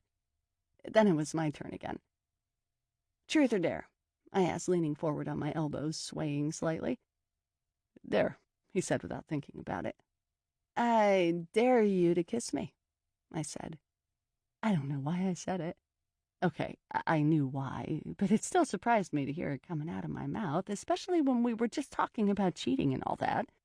And, it wasn't like me to be so blunt. Dex, too, was taken aback. He barely showed it, but I could tell he did not see that one coming. Good. It was about time I saw him shocked at something I said, though I guess the arrest and shoplifting story did a good job of that. I watched him carefully, keeping a drunk, breezy smile on my face in case he was too freaked out about it. I took on the role of the teasing temptress. All in good fun. Nothing on the line here. No one's feelings at stake. I was breezy. He was trying to figure me out. His eyes were flickering, taking it all in. He wasn't sure whether to smile or not, but in the end, the corner of his mouth won. I can't do that, he teased. But you have to, I pleaded in my lightest tone of voice. You said during the hockey game, if you were dared. This is your dare. It's kind of inappropriate. Actually, it was perfectly appropriate when you took in everything I had just said. Whatever, I said. You have to take truth, then. I tried not to look as rejected and pathetic as I felt with him turning me down, and kept that flirty smile on my face. He leaned in a little closer. Our eyes locked, but I didn't want to give anything away. I hoped that being drunk was preventing him from reading me. I think it worked, because he leaned back slightly and said, Okay, give me truth, then. I wanted the truth to be something he couldn't back out of, something he had to answer, inappropriate or not, something I really wanted to know. I had just the question. What was that phone call about? The one you got at the hockey game that you freaked out on and ran away. Who called you? What'd they say? From the way his shoulders sunk like I had placed some giant invisible weight on them, to the way his eyes went blank, I knew I had asked the right question. It was something he would have never answered in a million years, and now he had to. Or at least I hoped he had to. I couldn't force Dex to do anything, but I hoped this time I wouldn't have to. I let him bide his time, let him suck on his full lower lip, let his eyes try to stay hidden by blasé in the shadows. I let him feel the booze work through his veins, hoping that it would take his guard down a few notches like it had done with me. I let him decide what to do next. He answered. He tried to appear casual about it, but he said, Jennifer is pregnant. And with those words, my whole world came crashing down. Chapter 9. I couldn't believe what had come out of Dex's mouth. Jennifer was pregnant? Jennifer is what? I squeaked. Pregnant? You're Jennifer? He nodded somberly, his face as blank as possible. Mine wasn't. I was unable to hide my emotions, even though I wasn't really sure what my emotions were. This hit me like a pile of bricks had dropped off of the top of a building. I was floored. I was flattened. Jennifer was pregnant. His girlfriend was pregnant with his baby. Wait. Maybe it wasn't his baby. The thought relieved me for a second. With your baby? I asked to make sure. Yeah, mine, he said awkwardly. Fuck. Shit. Obviously, this was about Dex. This was Dex's problem, or not problem. But I couldn't wrap my head around it, about the way it was affecting me. He might as well have told me they were getting married. My heart lurched again at that thought, more horrifying and defeating than the one before. I felt like I had a fishhook through my guts. I needed to pull it together. I needed to stop staring at him with what I was sure was a pained expression. There he was, telling me something he didn't want me to know, something life-altering, life-halting, to me anyway. And I was so engrossed in my own feelings I couldn't take a moment to ask what this meant to him. What did I say? I'm sorry? I looked at his face and got nothing from it. He was as serious as he ever was, but I couldn't gather whether this was a joyous occasion or not. So I just said, oh, wow. Yeah, he said with a sigh and reached for the Jack Daniels. When did you find out? I asked. Just last night, during the hockey game. Actually, she had been suspecting she was. Missed her period last week. We thought maybe it was just stress because she travels so much for the show. That can fuck women up or something. She's on birth control, so it didn't seem possible. I mean, how the fuck is that fucking possible? So, she thought she was pregnant, and she told you this? Yeah, a few days ago. And you still came out here to the island? He did look vaguely bothered by that. Yeah, it's work. Like I said, we thought it was just stress. She took a test yesterday. It was positive. That's when she called me. No wonder he was so upset during the game. Wait a minute. So she calls you and tells you she's pregnant, and then you celebrate by dragging me off to a bloody strip club? He did look sheepish at that. He tried to shrug, but it seemed the weight on his shoulders was too much. I didn't know what to do, he said feebly. I know what you don't do, I said, pointing at him. You don't go to a fucking strip club and buy your girl partner a lap dance when you know your girlfriend just found out she's pregnant. As much as I hated Jen, Dex was acting like a royal douchebag. My mind kept rolling back the reel of last night, looking for signs that Dex was dealing adversely with something so huge as finding out his girlfriend was pregnant. I couldn't find anything except his damn perversions and borderline sleaziness. Yuck, Dex, yuck, I said again for emphasis, leaning back in my seat and staring him down like some disapproving mother figure. Dex didn't say anything. He looked chagrined, but it was wearing off as he gazed at the bottle, like he was trying to Jean Grey it into a ball of fire or something. I didn't even know if he was listening to me. I guess it didn't matter. He must have known he didn't handle it very well. Not that I would have handled it well had I been in his situation. Only I wouldn't have been able to drink the problem away. He wasn't saying anything, so I reached across the table and put my hand lightly on top of his, just for a moment. He jumped and slowly moved his eyes over to meet mine. So, is this good news or bad news? I asked as compassionately as possible. I wanted to be supportive for him, no matter what my own feelings were. It was no small thing to ask of myself, but Dex, despite his actions the night before, deserved it. At least I was going to try. He chuckled wryly, shaking his head. What do you think? I don't know, Dex. I really don't. He sighed and reached for the bottle. He took a gulp that was big enough for him to choke on. When he regained control of his throat, he gave me a frank look. This is bad news. For you or for Jen? I think for both of us. Definitely for me. And I thought definitely for her. You thought? Did she change your mind? He shrugged and pulled out another cigarette. I hoped he wouldn't hesitate too much longer. He was drunk, he was open, and this was the only time I was going to get him to talk.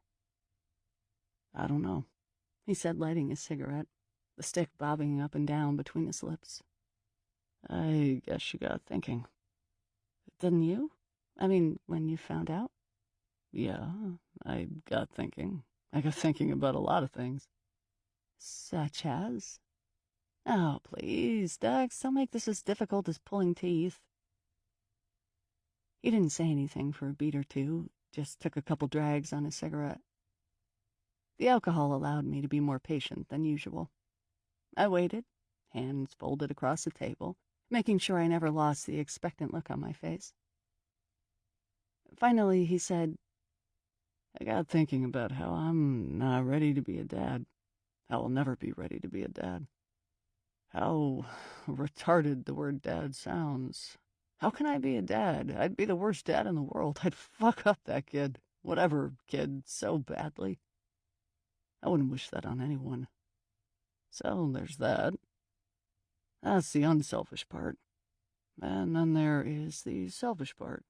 The part that says, I don't want to fucking deal with that shit. If I had a kid, my life would change so much. Maybe for the better?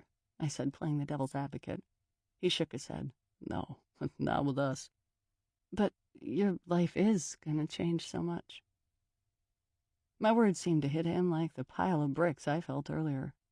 He cringed just for a moment and sucked back on that cigarette like it was the only thing keeping him sane.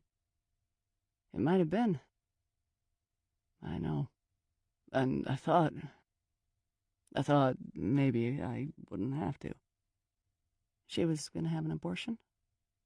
He nodded uneasily, maybe unsure of how I would react. It was a hard topic to talk about in this divided country.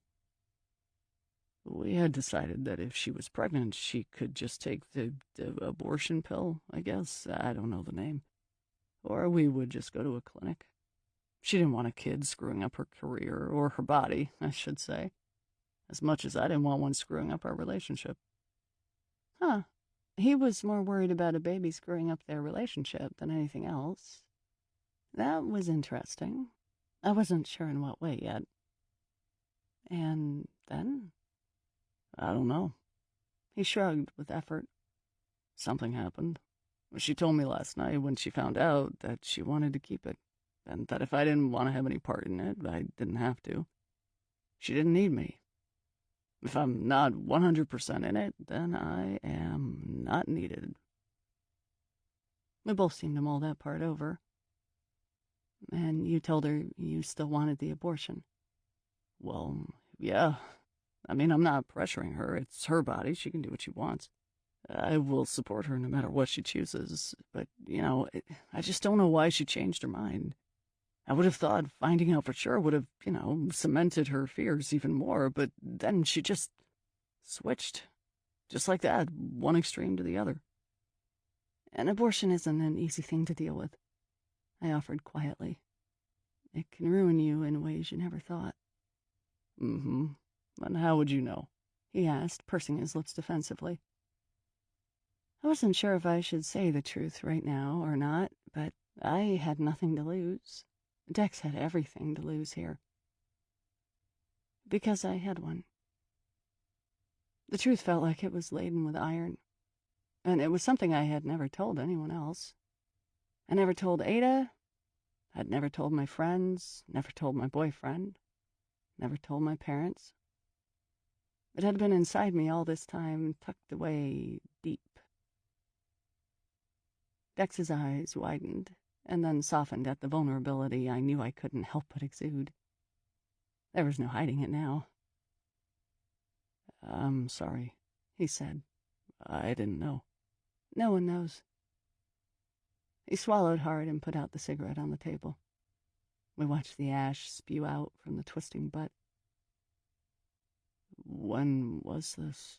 Sorry if I'm being too... No, it's fine. I think it would be good for me to talk about it.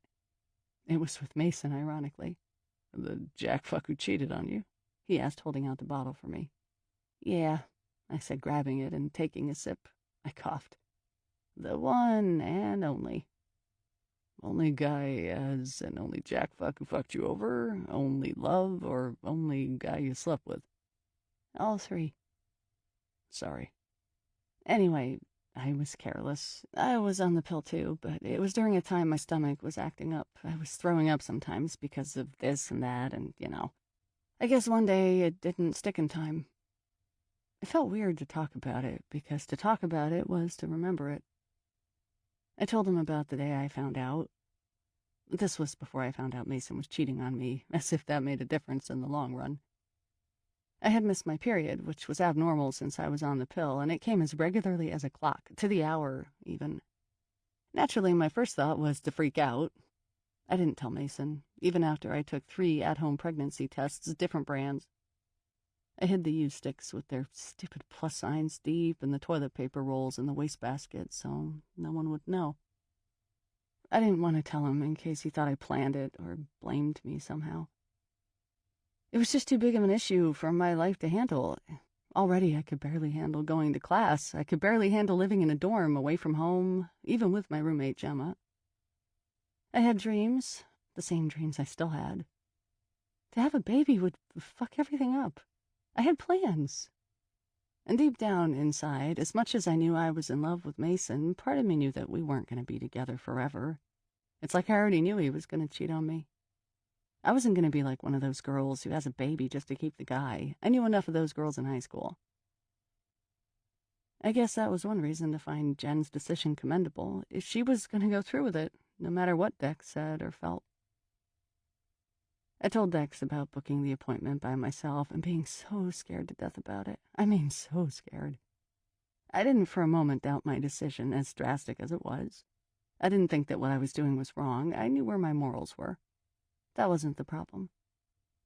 I just didn't want to go through such a scary, painful procedure alone. The fact that I was alone said so much. Even though I could have brought a number of people to come with me, I needed to keep this to myself. I was too afraid of what others might think. It was horrible, to say the least. I blocked out most of it, or maybe time has gotten rid of the feeling. It's like when you break your arm or something. You know you were in pain, and you remember the feeling of being in pain, but that actual feeling is gone. That was the same kind of thing. I know it was painful beyond words and kept me doubled up in the bathroom for a week straight after. Gemma just thought it was my stomach, so she didn't suspect anything.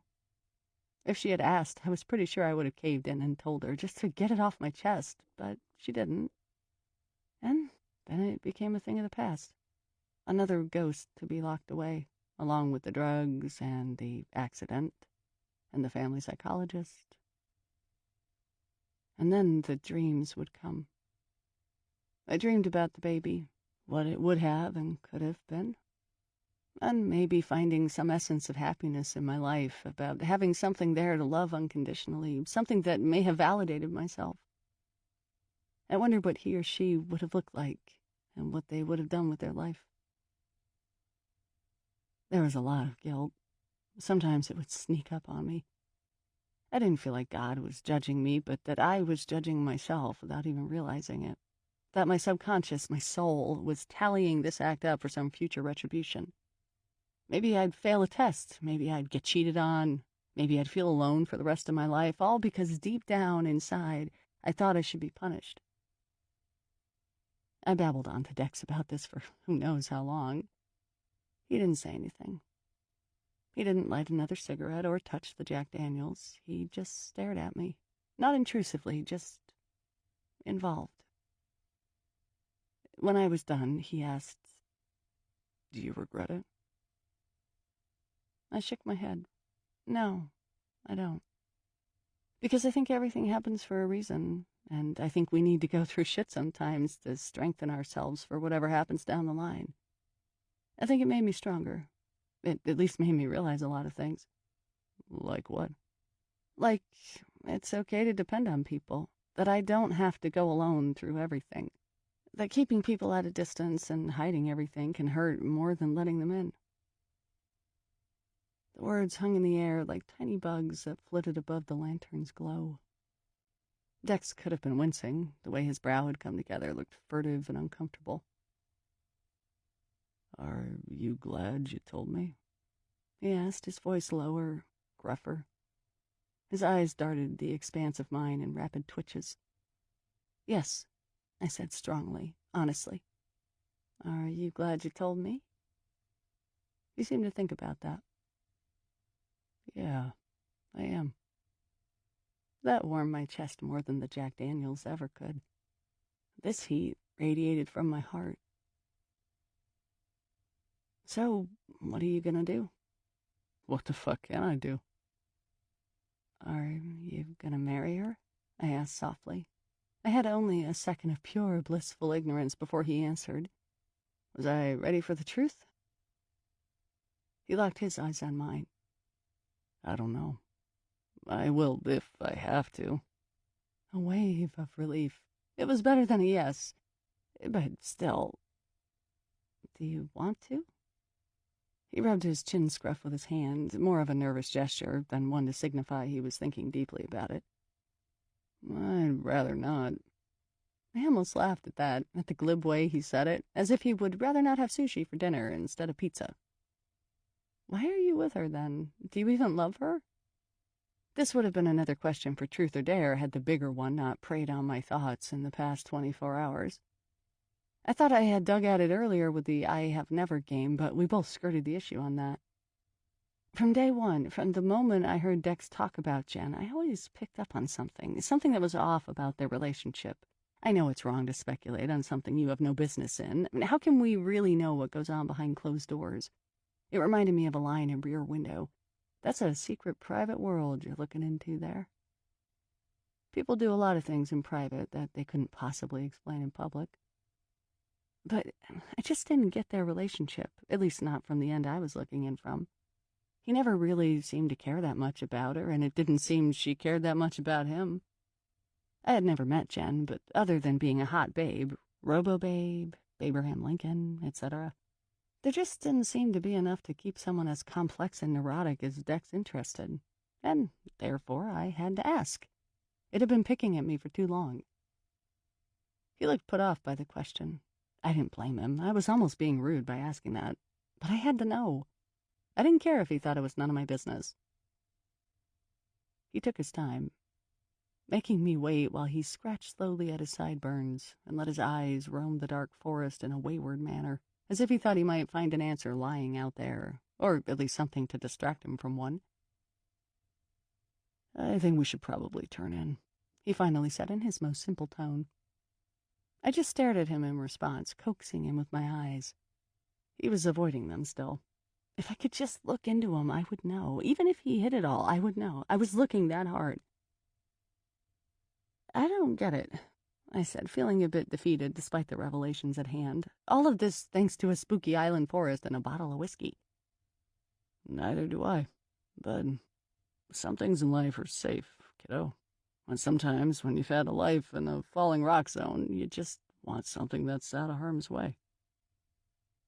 I sighed, out of understanding, not annoyance. I was trying to shove that way below, and gave him a quick smile and nod. I got up out of my seat, steadying myself on the table so I didn't keel over, and picked up the books and flashlight. It was late, and from the way his eyes were glazing over, I knew that story time was over, and the book cover was slowly closing shut. I walked over to the tent, grateful that it was only a few feet away, and stopped as I unzipped the flap. I looked behind me at Dex, whose shoulders were moving lightly back and forth. The music had been turned off a while ago. He was swaying to some imaginary beat, as he often did, his outline black against the glow. I could see his fingers wrapped around the bottle, holding it like it was a lifeline. Looks like you're gonna have to find something else safe, I said. He stopped moving but didn't say anything. I put my books inside and was about to go in myself, but the realization that I hadn't peed and half a bottle of Jack Daniels made the urge overpowering. The outhouse was up the path a bit and in the open, just beyond the hill. It was probably the least scary place to have an outdoor toilet, and having used it earlier, I can vouch that there's nothing remotely terrifying or even all that gross about it. That was in the daylight, though. The thought of using it at night was starting to make my heart race. I grabbed the flashlight and straightened up. I'm gonna go use the toilet. If I'm not back in 5 minutes, send help. And by help, I mean come and get me. I walked past the table and glanced behind me to see if he'd heard me. He looked up from his daze. Do you want me to come with you? He had somehow gotten drunker in the last 5 minutes and was slurring. Maybe the conversation finally did his head in. I actually did want him to come with me, but having him wait outside the bathroom would only make things worse for me. Performance anxiety or something like that. I'm good. Just remember where I've gone. He smiled. To the shitter. Don't fall down the hole. That would be the least of my problems. I aimed the flashlight at the ground, then quickly picked my way over the path and across the rocky headland where the outhouse stood. Once I was out of the forest, the wind was cutting a sharp path through the air and reaching into my many layers.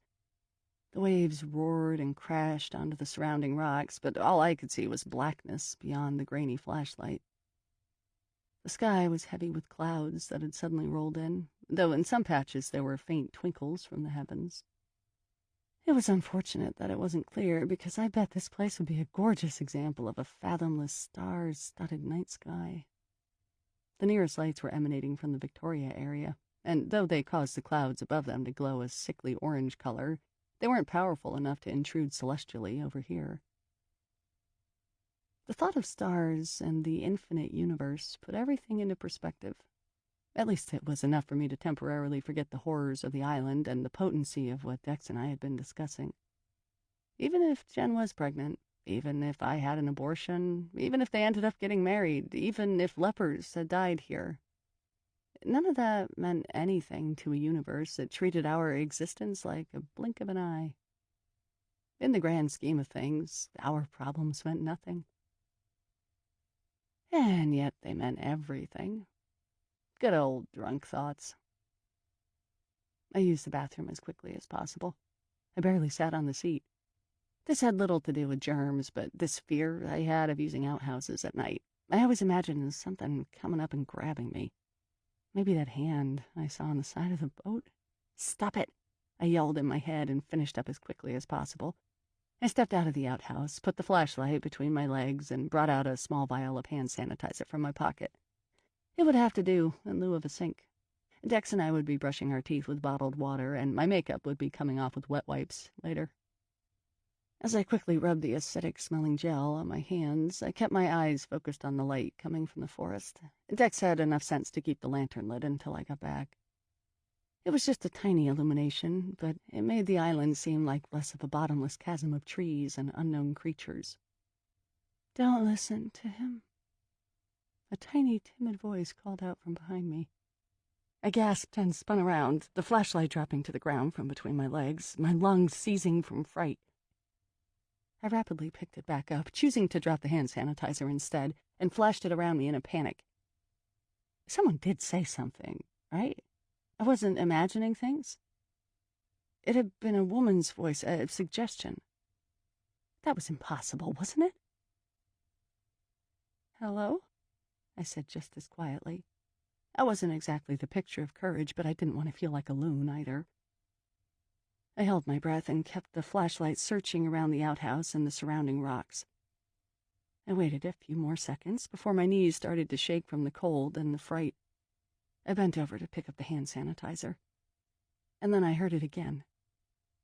"He lied to me." It was a woman's voice. My first thought was that it could have been creepy clown ladies, but the voice was accent-free and spoke with the quavering uncertainty of youth. It sounded as if she wasn't sure she should be saying anything at all. I wasn't going nuts. I clearly heard it, which then made the situation more absurdly terrifying. I slowly panned the light around, afraid of what I might illuminate. I only picked up the black of night, the far-off waves, the rocks and grass and stoic pines that lined the shore. "Who lied?" I asked, still keeping my voice at a minimum so Dex wouldn't hear me. The only sound was the waves and my rapid breathing. No response. I waited for a minute, maybe two. "Perry!" I almost shit myself. Would have been embarrassing so close to the toilet. It was Dex yelling from the trees. "Coming!" I yelled back, my voice shaking. I hesitated before returning, thinking if I waited a tiny bit longer, the voice might come back and tell me who was lying. But there was nothing again. Nothing but the increasing cold, which was starting to win out over my curiosity. I scampered back to the campsite as fast as I could, grateful to see Dex still sitting at the picnic table with 2 bottles of water out and a vial of painkillers. Before the light of our small civilization engulfed me completely, I turned one last time to look at the darkness I felt nipping at my heels. There was nothing there, but I had no doubt that whatever was out there would be back.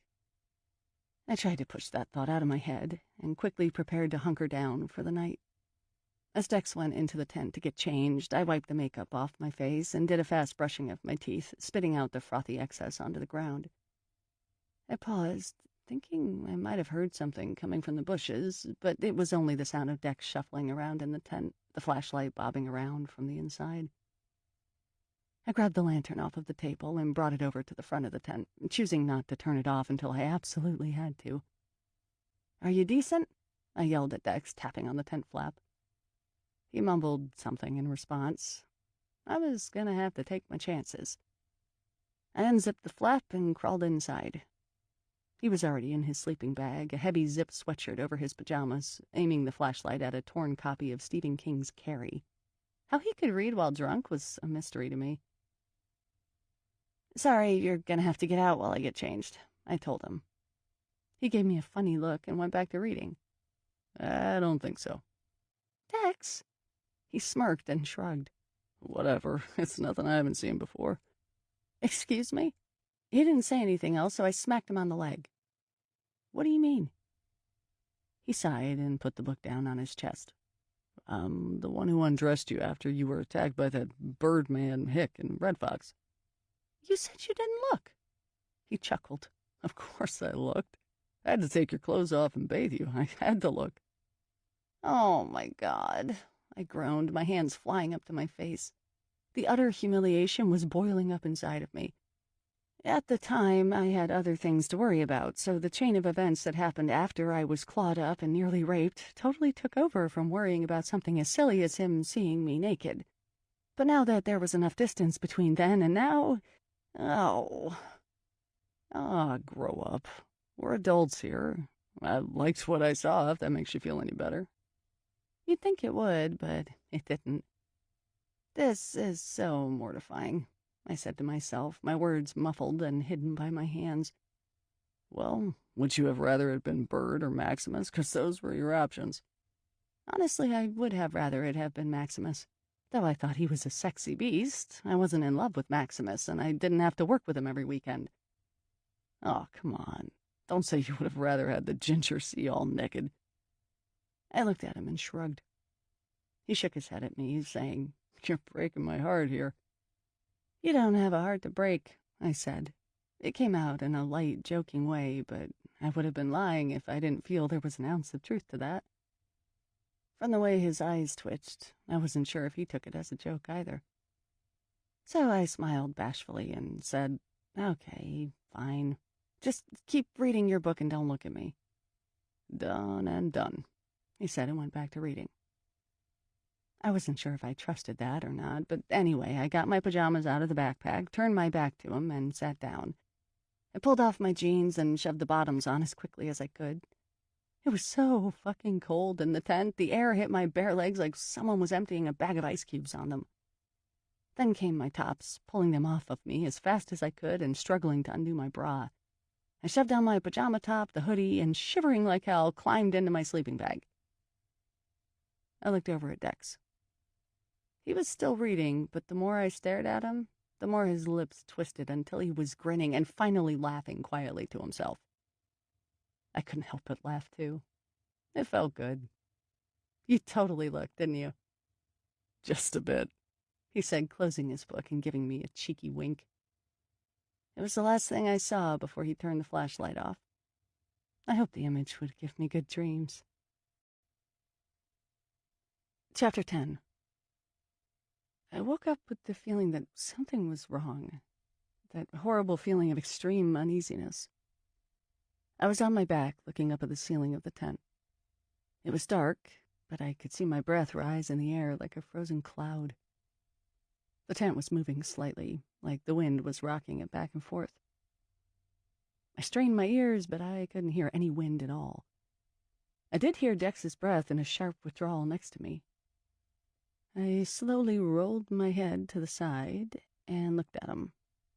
His eyes were open, which gave me a terrible fright. He had been looking over my head at the opposite side of the tent. Something in his eyes, the way they seemed stuck in an unblinking, concentrating position, told me that I shouldn't follow his gaze, that it was safer to stare at him instead.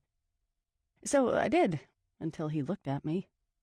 His eyes seemed to be asking, "Do you hear that too?" I listened hard.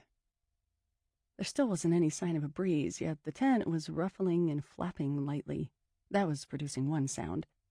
The other sound was coming from the area where Dex had been looking, where our bags and gear were. It was a scratching, shuffling noise. My first thought was that there were rodents in the tent with us, going through our bags.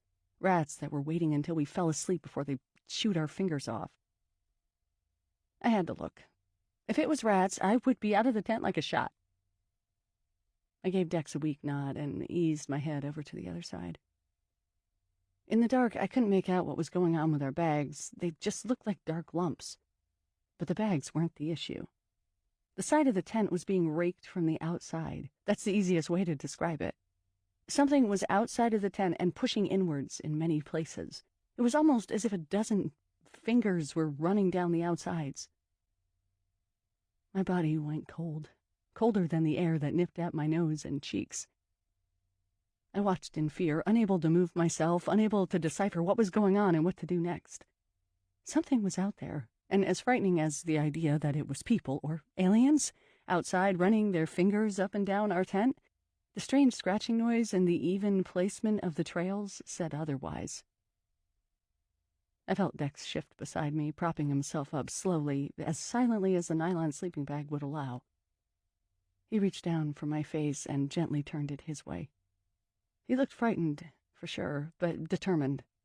I knew he wouldn't stay in the tent and wait to see what happened next. He would make what happened next happen. He was making sure I knew that. He was also telling me, somehow, without saying a word, that he had my back. At least I hope that's what he was trying to get across. He raised his finger to his lips and then pointed at the video camera closest to us. It was the one with night vision, and it was no coincidence that it was out. He had been prepared for something just like this. I wondered if he knew something about the island that I didn't. I moved as quietly as I could and leaned over to pick it up. As I did, I looked up at the side of the tent. I couldn't make out what was out there, but I was right in thinking they weren't fingers. They were too pointy for that. It was almost like a couple of trees had come alive in the night and were prodding at us with their branches, their scaly bark creating this raspy noise that was getting louder by the minute. Feeling too close to it, I pulled back and gave Dex the video camera. He flicked it on and started filming. I sat up and moved further back so I was out of the way, and for a minute we watched the trails do their vertical dance. Each second that we filmed, I felt more calm and relaxed. There was something, at least this time, about having it all on film that made me feel like nothing bad could really happen. If I was looking through the lens like Dex was, I would be even more removed. No wonder he wasn't as scared as me half the time. At that thought, the camera pointed in my direction. I gave up on vanity and just gave the camera the most incredulous look. No acting needed. I had no fucking idea what was going on either. Dex handed me the camera and motioned for me to keep it on the tent wall while he squirmed out of his sleeping bag and stood up. He was ready to go outside. And as I handed the camera back to him, I could see he expected me to go as well. Going outside to where those things were was a horrifying prospect, but the idea of him leaving me alone in the tent wasn't any better. I got up and stood beside him, our eyes shifting between the tent flap and the phantom raking motion that was still going on. I could barely see him in the shadows, but I knew he was trying to plan an ambush. He put his hand on my shoulder and gave it a light squeeze, his reassurance before shit got crazy. In one stealthy motion, he reached over and unzipped the tent flap and leaped awkwardly outside. I did the same, following right behind him, the flap smacking me in the face. I barely noticed the cold, damp air or the rough pebbles beneath my socks. I grabbed onto Dex's arm, and we looked over at 5 large deer that were poking and prodding our tent with mechanical simplicity, as if in a trance. Their antlers scraped up the sides and didn't stop even when we had emerged. Any other deer would have gone bounding skittishly into the forest, but these ones, they didn't move an inch. They didn't even look at us. "What the hell?" I whispered, my voice higher than I hoped. The deer didn't seem too bothered. I gripped Dex's arm harder while he aimed the camera at them. He swallowed hard and said, 5 against 2. That wasn't comforting at all. Those 5 deer could do more than enough damage to us. Where did they come from? What were they doing? I looked over towards the picnic table, and through the fuzzy haze of the barely lit sky, I could make out strange shapes amongst the trees and bushes. I gasped. There was something there, too. Dex looked at me and then in the direction of my wide eyes. He brought the camera over, and I peered over his shoulder at the lit night vision screen, which presented everything to us in a green wash of grain and blur. There were at least a dozen deer waiting in the bushes. Some were on the path, some were at the picnic table just a few feet away from us. They all waited, frozen on the spot, staring at us, eyes glowing like white-green orbs. 5 against 2? More like 20 against 2. I thought my nails were going to dig clear through Dex's sweater. If he felt it, he didn't show it. He switched the camera up between the 2 herds, between the creepy, ogling eyes and the robotic, thoughtless bucks. We didn't know where to look. Should I turn on the lantern? I whispered, my voice coming out in throaty rags. I knew it was just at the side of my feet. For better or for worse, maybe that would get their attention? Yeah, he said through a sharp breath. I quickly picked it up and turned the knob until it flashed on. The light was so bright I had to shield my eyes with my free hand. When they recovered enough, I looked back and saw nothing. Nothing at all but the trees, the bushes, the table, and the tent. And Dex standing in front of me with a dumbfounded expression, the camera shakily pointing at nothing. No deer. What happened? I cried out. How could they have just disappeared like that? I have no fucking idea, he said, and anxiously started the playback on the screen. He stopped it after a few seconds, and we watched together as the footage showed the bucks with their antlers against the tent. In 1 second they were there, then a flash of light that overwhelmed the night vision. When that faded, the deer were gone. They just vanished. All of them. How is that even possible? I asked, unable to grasp the reality of it. He shook his head and walked around to the side of the tent where they had been poking and prodding. Bring the light over here, he said, gesturing to it. I raised the lantern and walked over beside him. The side of the tent was marked with dark trails. Dirt? I asked. Dex squatted and ran his finger over one of them. He sniffed it, then held it out for me in the light. It's blood. That was too much. I looked around me, scared, my heart thumping around irregularly. The forest and the shadows began to spin. I realized I still might have been drunk. What time was it anyway? I didn't even have my phone to check. This is great. I'm not fucking sleeping tonight. What if they come back? I don't think they will, he said absently, searching the ground around the area like a bloodhound picking up the scent. What if they do? We will deal with it when it happens. He bent over and gently placed his fingers on the earth. He looked up at me. They left hoof prints. We didn't imagine them. And we got them on film, too, so no, we didn't. Just making sure. I think it's good if we start questioning our sanity more often. Easy for you to say, I mumbled under my breath. I was too tired, too cold, and too woozy to deal with any of this. I knew that if I gave it an ounce more thought, I'd have to give it my all, and I'd be up for the rest of the night. All I wanted now was that warm sleeping bag and that blissful oblivion of my rested head. Go back to sleep, Dex said. I'll finish up here. Okay, it don't be too long, or I'll worry, I replied. I stepped back into the tent. He called from behind me, just look on the bright side. We got all of that on film. I stuck my head out of the flap, looked at him wryly. Huzzah! I stuffed my shivering soul back into my comfy, slightly damp sleeping bag and attempted to drift off to sleep. It didn't happen until the lantern's light went off and Dex was safely back in bed beside me. My sleep wasn't as solid as I had hoped. Dex got up at dawn to go take a whiz, and considering the circumstances of the hours before, I automatically woke up too. Luckily, the light of day was creeping over the top of the tent.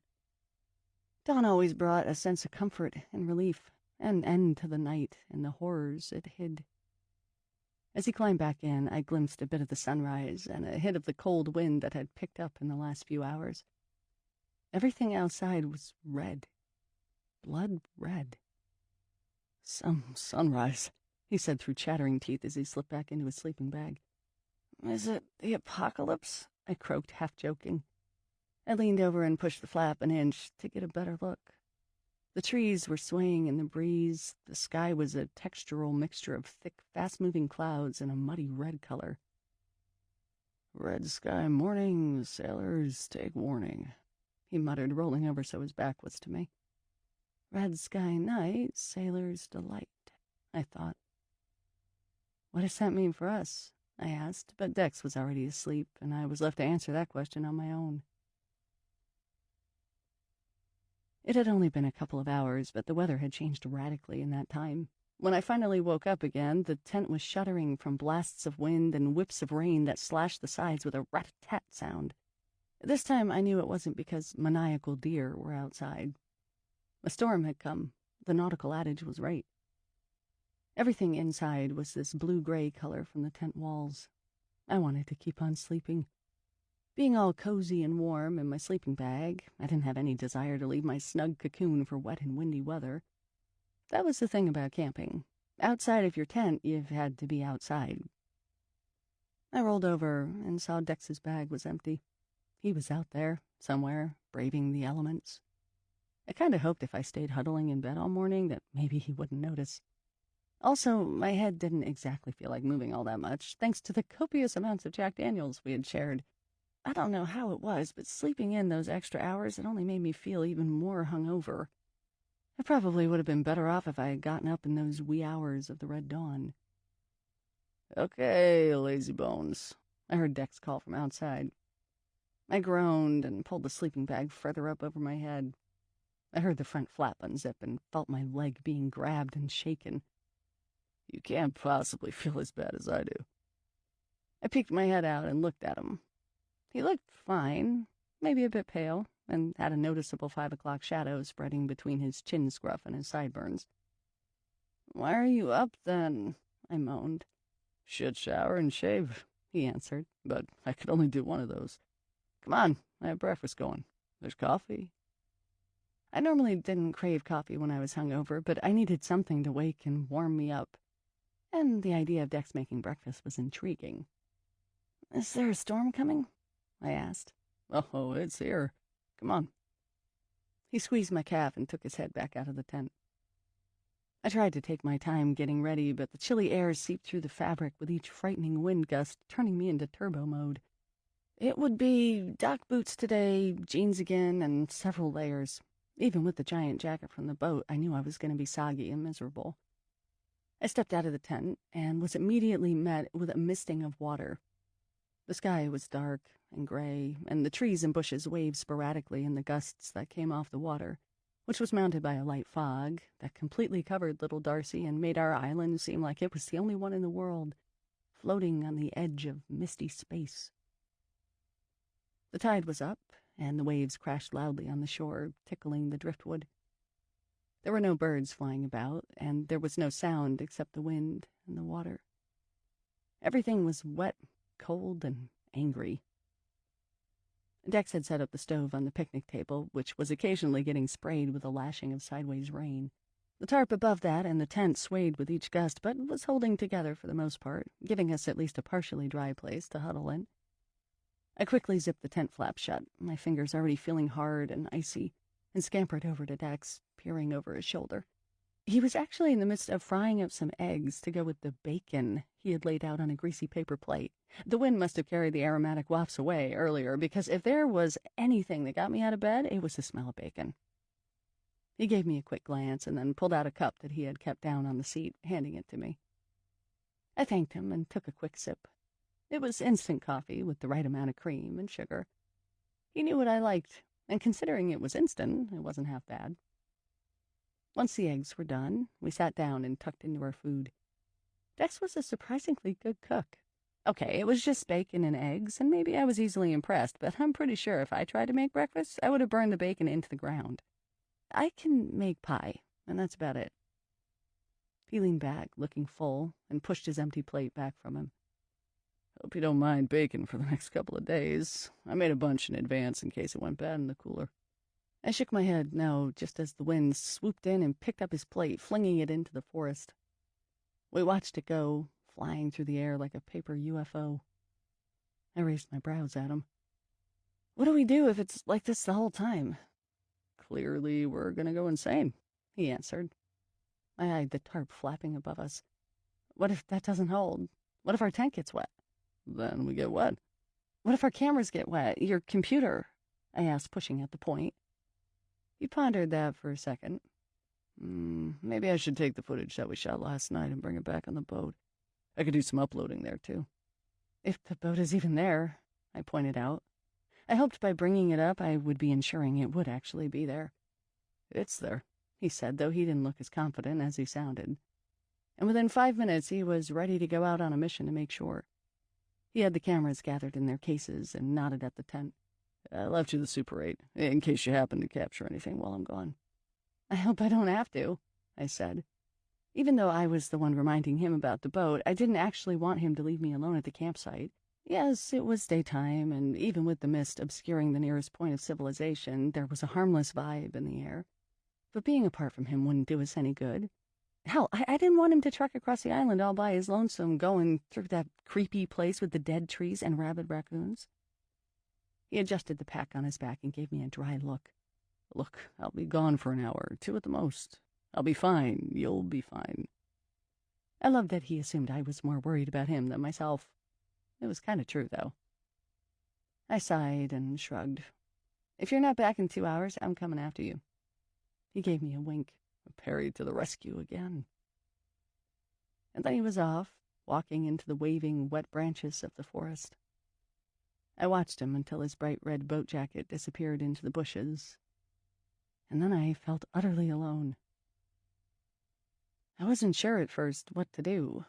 There wasn't much exploring to be done in this weather, and though there was probably more shelter in the forest, there was no way I was stepping foot in there.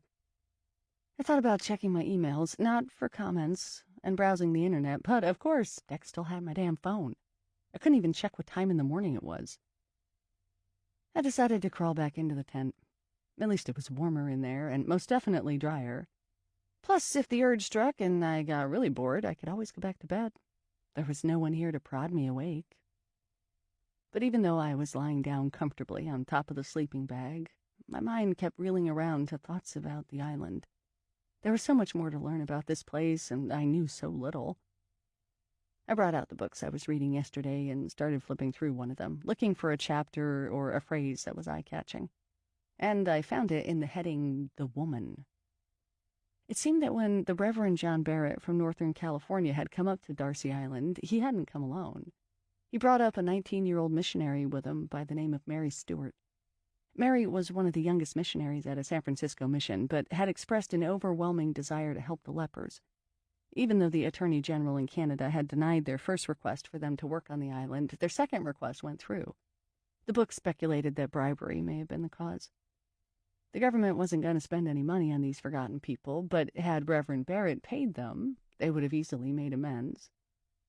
The author didn't know why the Reverend and Stewart would have wanted to be on the island so badly, and didn't make any attempts to explain it. The weird thing was, for me, as I was reading, I could almost feel why.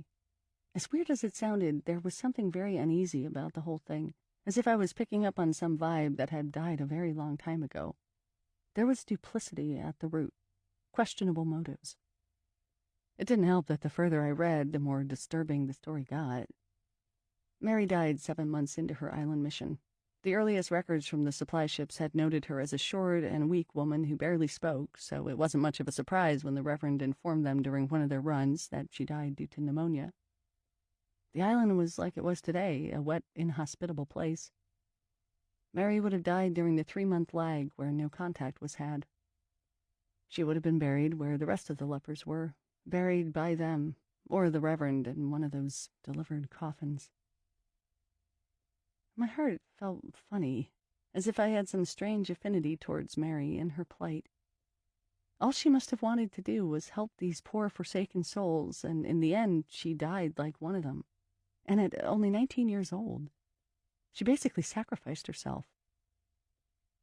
I shivered at that and tucked part of the sleeping bag over my legs for extra warmth. I froze in mid-page. A child's giggle from somewhere outside the tent. Did I really hear that? Was it the wind?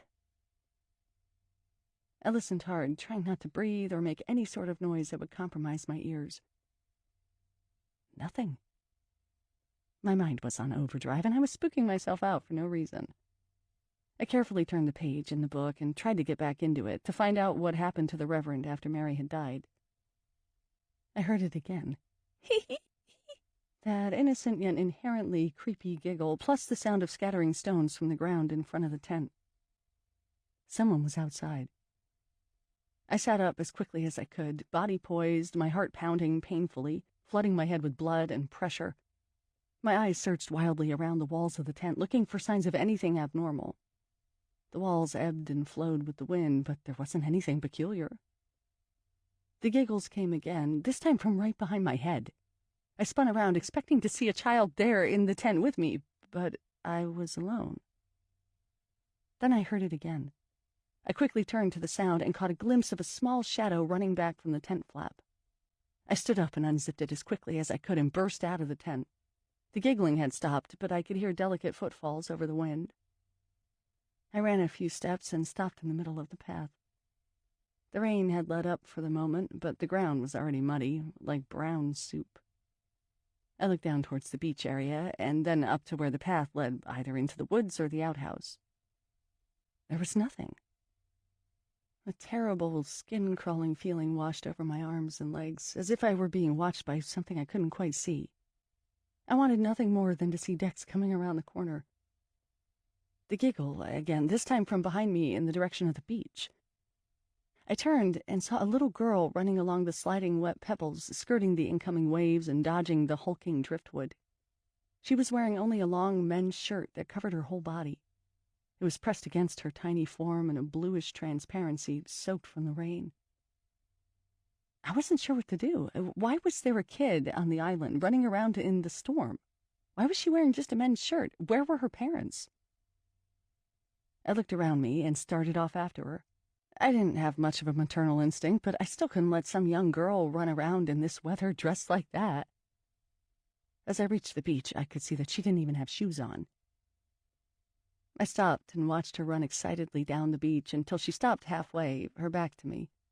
She couldn't have been more than 3 or 4 years old. I started to take off my jacket, wanting to put it on her while I figured out what was going on. It was totally possible that she was the child of someone visiting, maybe boaters or kayakers on the other side of the island. Or maybe there were people on the island all along. We were at the one campsite, but that didn't mean people weren't camping on other areas of the island. For all Dex and I knew, there could have been a whole group of people on the south end. Maybe that was even the voice I heard last night, carried from a faraway bonfire. The girl slowly turned around and made eye contact with me. She looked afraid. I held out my jacket for her to see. "You're going to catch a cold," I said, raising my voice forcibly and trying to keep it from shaking. Couldn't say the same thing about my arms, though. "Where are your parents?"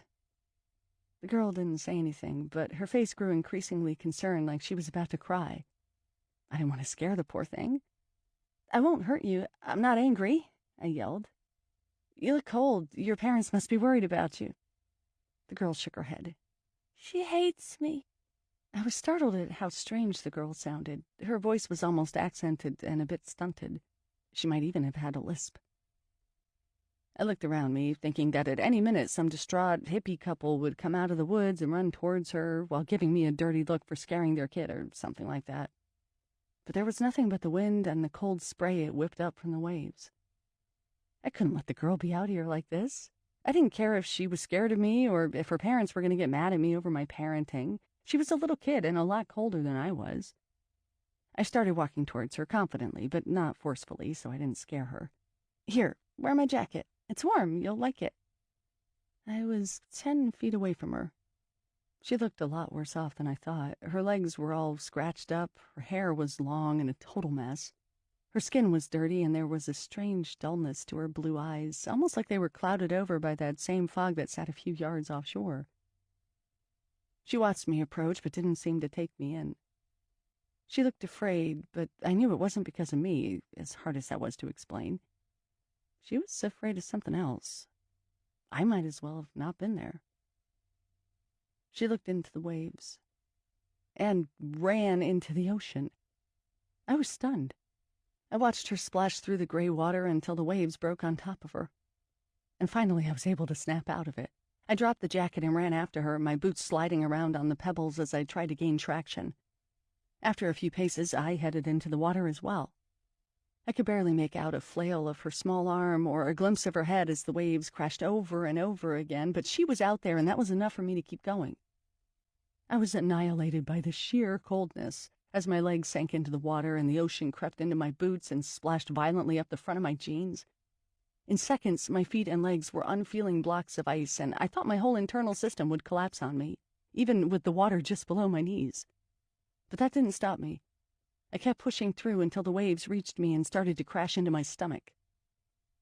The first hit took my breath away. I couldn't even inhale if I tried. It was that cold. It took over everything and spread through my limbs and to my brain, where it erased all thought and reason. The only thing left outside the numbness was the instinct that some little girl was drowning in the waves somewhere near me. I kept going until the water was at my waist. At this depth, the waves continued to break on me, the current wrapping itself around my thighs like a thick noose carved out of an ice block. The gray hues in the water and sky started to fizz darker, and details began to blur. I felt nothing. There was a girl out there, but my movements were becoming too sluggish to look for her. I had to turn around. I had to get back to get out of the water. But my will to return, my will to live, was no stronger than the will to find the girl who must have drowned somewhere in front of me. I thought I heard someone call my name from far off, but it was ragged and phantom-like against the roar of waves and the hiss of wind and scattered foam. With the little strength I had, I turned and looked. Dex was running along the beach towards me. I couldn't do anything except get jostled by the breaking waves. He was swearing his head off, his face pale, eyes flashing. He started to come in after me, which was up to his mid-thigh, and grabbed me by the arm. He pulled me back roughly towards the beach. I was too numb to feel any of it. I let him take me, looking back at the water in a daze. There was something out there, right? He dragged me over to a piece of driftwood and sat me down. He was yelling, his arms raised, gesturing. I couldn't look at him. My eyes were locked on the waves, looking for some sign of the girl. She had been there. I know she had. Why else would I have gone in there? I felt a sting at my right cheek. He slapped me, I think. I brought my eyes up to look at him. It felt like it took all the effort in the world. Perry Palomino, look at me, focus, please. I tried. What the fuck happened? He asked, his voice high and breaking. His eyes were wild like the waves. I felt drunk, stupid, unable to articulate anything. I tried to speak, but everything came out in a chatter of schizophrenic teeth and convulsing spasms. I was in ice-cold, wet clothing from my breast down, and my body was finally kicking into survival mode. Dex decided that slapping and yelling at me wasn't a priority anymore. He literally picked me up in his arms. The vague recollection that this was becoming a common occurrence crossed my mind, but I put my arms around his neck and held on tightly as he took me up the beach and to the campsite. He put me in the tent, in my sleeping bag, and then lay his sleeping bag on top. My head rolled back, and I looked at the tent ceiling, which was shaking in the constant wind. I heard zippers open and clasps and a furious shuffling sound. It seemed like a pile of clothes were being placed on me. They didn't stay on for long as my out-of-control convulsions rocked them off. I shivered violently for a while, feeling an unbearable pain as the cold numbness left me and the hot pricks of pins and needles came wheedling through like I was being dragged through a swath of prickle bushes. It seemed to go on forever. My thoughts were more or less empty, but the one that stood out was the one of me wondering when this would end. It eventually did end, though. The spasms stopped, the shivers slowed. My teeth were able to rest against each other without clicking. My breath was coming back, hot, deep, and normal. My heart rate felt reassuring. My brain was starting to work over what had just happened. I turned my head to the side and saw Dex sitting in the corner of the tent, his wet legs pulled up to his chest. He was staring at me. There were so many intense looks flowing across his eyes and lips, waxing and waning with each passing second. He looked deep into my eyes, trying to get something out of me. I hoped he could. I hoped I wouldn't have to explain it. But I knew nothing was that easy. He looked down at his boots that squeaked with the water that had pooled inside of them. I wasn't sure why he wasn't trying to warm up. His feet must have been dead inside. "Your feet are wet," I said thickly. "What the fuck, Perry?" He took in a deep breath and looked up at me. "What the hell were you doing? Going for a swim?"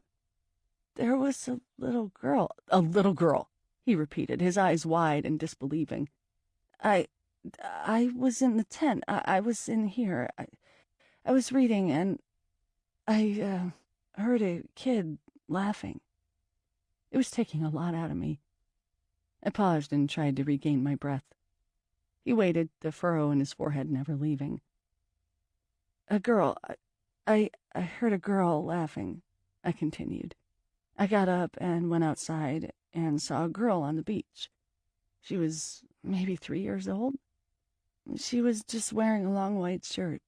I asked her where her parents were, but there was no answer. There was something wrong with her or something. I don't know, but she was cold and already wet, and there was no one else there. I tried to go near her to give her my jacket, and she just ran off into the ocean. The waves broke, and I could still see her, though. I thought I could save her. Then you came, and I couldn't. Dex's expression never changed, though I knew he was trying to comprehend my story as quickly as he could. Finally, he said, Perry, I never saw a child.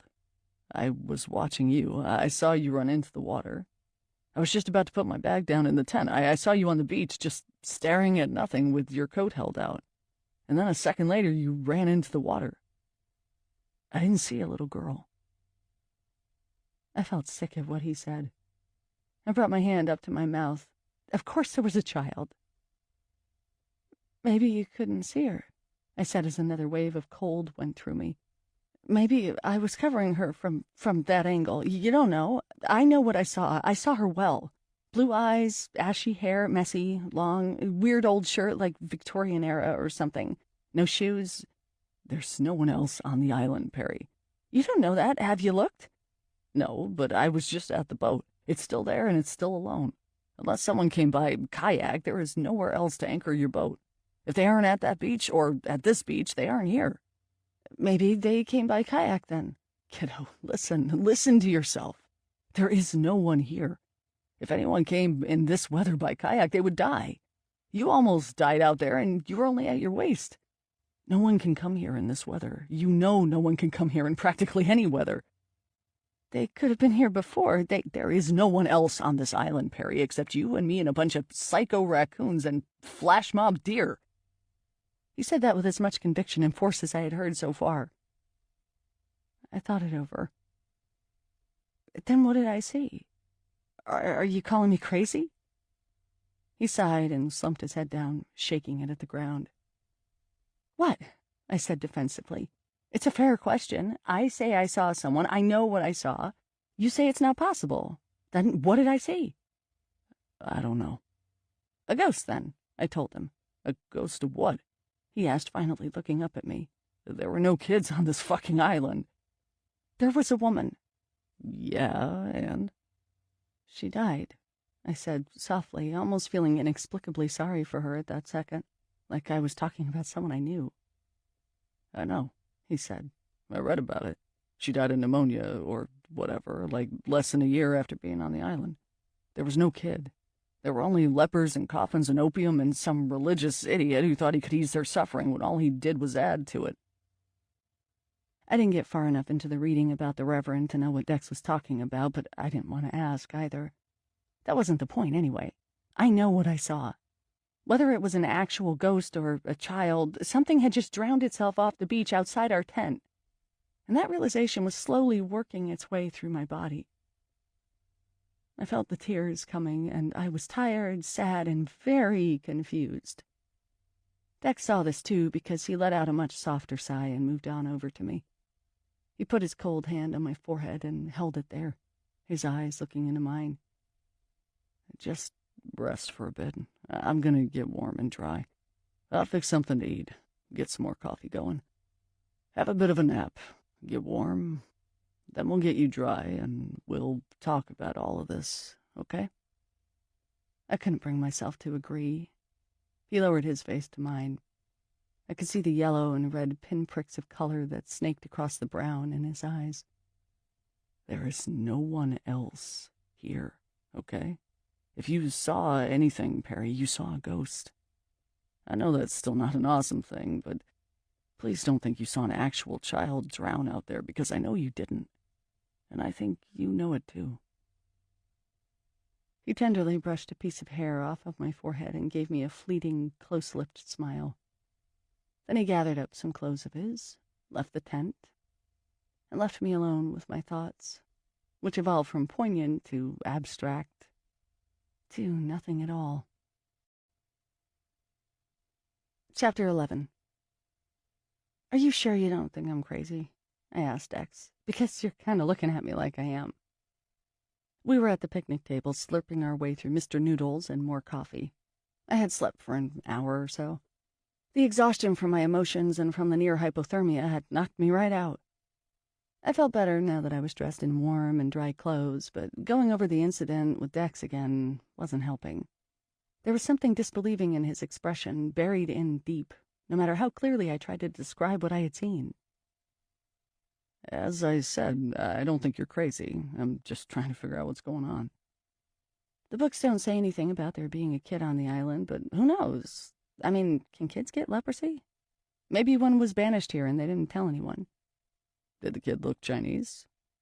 No, I guess not. She had been fair and her blue eyes were wide and fearful. Well, I pondered, what if she had died at some other time? Maybe, he said. Maybe. I'll Google it. Give me my phone. I held my hand out for it. A flash of fear passed over Dex. He fidgeted. Sorry, I left it on the boat. What? I yelled, nearly spilling the Mr. Noodles everywhere. Why the fuck is it on the boat? Whoa, calm down. Calm down. What the hell, Dex? My body felt like it was about to go all Hulk in a couple of seconds. My heart was racing, my bones were tense with anger and frustration. I thought it would be the best for you if... He started. I didn't need to let him finish. Fuck! I screamed and got up, the picnic table rocking. I threw the Mr. Noodles cup against the nearest tree. It smashed into it with a wet thunk. A firework of hot broth and steaming noodles flew everywhere and landed on the bushes below. I looked at Dex. He was sitting as still as a statue, his eyes wide, his lower lip sucked in. The fingers on his right hand were shaking slightly. I was torn between wanting to calm down and wanting to let myself be absolutely livid over this. Where the fuck do you fucking get off making those decisions for me? I already have one fucking father. I don't need this pseudo-parenting from some hypocrite like you. Hypocrite? He asked softly. You had no right, I said, ignoring him. You are taking me back to the boat, and I am getting my damn phone back. You got it? I leaned across the table and jabbed my finger at him, my eyes fixed with blackness, my heart pounding in my throat. He swallowed carefully and nodded, quick and swift. Okay. He got up and started down the path. Obviously, he meant now. Good, I said, my voice wavering the tiniest bit. I noticed my hands were cramped up into heated little fists. I didn't really know what had come over me, but at least it worked. Maybe Dex would get the point of all this. I didn't want to be babysat or policed by someone who didn't know which way was up half of the time. That was one of the most aggravating things about him, his assumption that because he was older or that I was a fuck-up, he knew what was best. Sometimes he did, but that wasn't the point. I walked behind him for most of the way through the forest. I was too irate to feel creeped out by the feeling of nothingness at my heels or the shadows of the creaking and swaying trees left on the forest floor. Dex smoked the entire time, one cigarette after the other, flicking the butts into the bushes. I made a mental note to come back later and pick them up, but I knew that wouldn't happen. At least the chance of a forest fire was nil in this weather. It wasn't until we reached the creepy glade that I found myself moving a little bit faster, until I was right at Dex's back. Did you see the raccoons when you came through earlier? I asked, my voice startling him a bit in the strange stillness around us. The wind didn't seem to reach here. It was like being in another world of dripping moss, slimy bark, and decaying leaves. He shook his head. No, I didn't, but I got my ass through here pretty fast. I didn't blame him. I was still scared, and I had someone with me. We went back to walking in silence as we left the glade behind us. The closer we got to the other side of the island, the more the wind and chill picked up again. My hair was still wet from the water, which only added to the cold. I started to wonder if maybe I would die of pneumonia at this rate. I shoved my hands deep in the jacket pockets and hunched up my shoulders to keep my neck warm. We turned right when we came to the well-trampled trail that ran up the east coast. I looked through the waving branches, seeing glimpses of the roaring waves between them. I couldn't see the boat at first. That made my heart lurch uncomfortably. But as we got off the path and the beach opened up, I saw her. She was shuddering with each upward thrust of the colorless, foaming swells, her anchors at both ends straining. She looks like she's going to break away, I said to Dex as we carefully made our way down a tangled trail and onto the slick pebbles of the beach. The wind here was razor-sharp and relentless. It blew our jacket hood straight back and messed up my hair within seconds. I know. I double-checked the rope, though, and the anchor. She should be okay. With the choppy surf and increment bursts of spray, I was starting to second-guess my desire to get my phone back. Getting on the Zodiac was going to be a bit of a challenge. Dex had stopped in front of me, staring at it. He was probably thinking the same thing. I looked again at the Zodiac sitting high on the beach and realized why he was staring. It was half the height it was before, the pontoon seriously deflated like a squished loaf of bread. Oh, fuck no, no. Dex cried out and started running towards it. I followed. He reached the Zodiac and pushed his hands down on the wet pontoons. They sank even deeper under his weight, a puff and hissing noise coming out from somewhere. We can still use it, right? I asked hopefully, trying to squelch the panic that was bubbling up inside. He didn't say anything. He stood in the boat and bent over, inspecting the bottom while pushing down with his other hand. He didn't have to say anything. I could see we were fucked. The Zodiac would sink like a stone. And now the panic was coming in, rising fast. I put my hand to my temples and tried to keep calm, keep focused. Everything started to sway, and the world became as rough and tumble as the never-ending waves that crashed so close. I closed my eyes and breathed in through my nose as deep as I could, knowing a panic attack would not do us any good here. Still, if anyone needed a reason to panic, being stranded on a haunted island during a storm was as good of a reason as any. Fuck no. I opened my eyes, staggering a bit off balance, and looked at Dex. He was looking up at me incredulously. We've been sabotaged, he said darkly. What? He pointed at the left and right pontoons near the back of the craft. I stepped in the boat with him and kneeled down. There were identical slash marks on each one, about half a foot long. Could this have happened some other way? No, I was just using the boat. Those were not there. Maybe the equipment? Perry, no. He glared at me as if I was asking the stupidest question in the world. It was not the equipment. After I dropped the gear off on the boat and uploaded some footage, I came back on here. I drove it to the shore. The boat was fine. If the boat was like this when I was on the water, I wouldn't have made it back alive. I ran my fingers along the slit. The fabric was very rough and very thick. The edges of the tear were serrated like someone had used a knife. I told Dex that. I know. But who the fuck would do this? Who the fuck is here? I turned my head to his. Our faces were only a few inches apart. He looked closer to losing it than I was. I wanted to say something about how adamant he had been earlier that there was no one else on the island, but I knew I shouldn't press my luck. I was snapping easily today, and he was too. I stood up and looked at the Mary Contrary, rocking and rolling in the waves. She might have been a short Zodiac jaunt away, but there was no way she was in swimming distance. What do we do? I asked myself out loud. We have to comb the island, he said, standing up beside me in a determined stance. Comb the island? Are you crazy? We have to find the people who did this. Find the people who did this? Who are you, Charles Bronson? I asked. He gave me a dismissive look and stepped onto the beach, marching off towards the woods. Where the hell are you going? I screamed after him. He didn't answer or stop, so I ran after him. I nearly bailed on the rocks when a gust of icy wind knocked me forward. I grabbed onto his arm just in time and pulled back with all my force. Dex, please, stop. Just talk to me. He rolled his eyes and tried to get out of my grasp.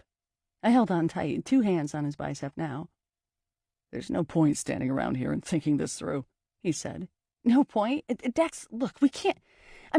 say we do find these people who did this, then what? What's your plan? Confront them? They slashed our Zodiac. They obviously have a knife. We have a knife and a flare gun. I let go of his arm and put my hands at the side of my head, trying to absorb what he was saying. Okay, this is just getting retarded. This is madness. Look, we can't go into some Lord of the Flies type war here. Don't you know how that book ends? We can't go into this shooting flare guns at people. So what do you suppose we do, since you seem to have all the answers? He sneered. I didn't say I had answers. I just want us, to think about this, just for a minute. Give me a minute. We can walk and talk. No, we'll talk here where it's open and we can see things clearly. He didn't say anything to that. I turned away from him and walked vacantly in the direction of the shoreline. Our only way of getting to the boat was gone. We had to focus on getting back there instead of focusing on what was on the island. Screw the show. We were in danger here. I don't know what kind of people go around attempting to strand people on an island, but I gather they probably didn't mean us well. I looked behind me at Dex, who was deep in thought, too. Call Bill. Call the Coast Guard. We need help, I ordered.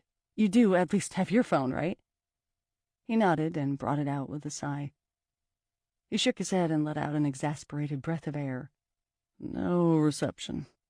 Are you fucking kidding me? I walked over to him and brought the phone over to my face. It said no service across the top. Well, thank you, AT&T.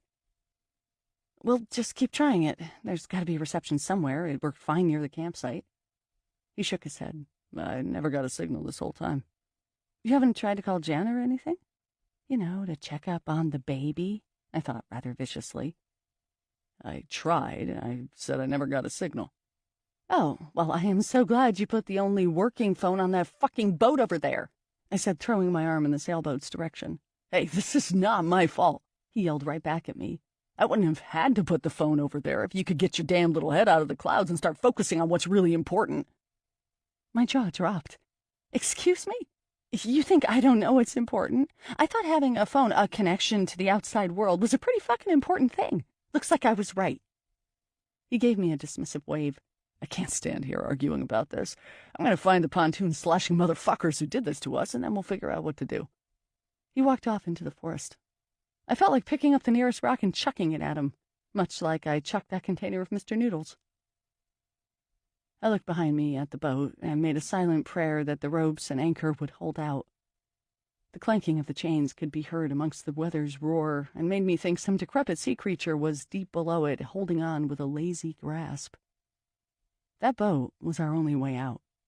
If the weather calmed down and we made it through till the next day without being ambushed or starting a knife party, maybe one of us could swim out. Though, knowing firsthand how cold that water was, it would be the last resort. Dex was already way down the trail and nearing the turnoff that went across the island when I caught up with him. The asswipe didn't even bother slowing down or waiting for me. Good to know when there were potential crazies on the island with us. I followed behind him, not bothering to say anything.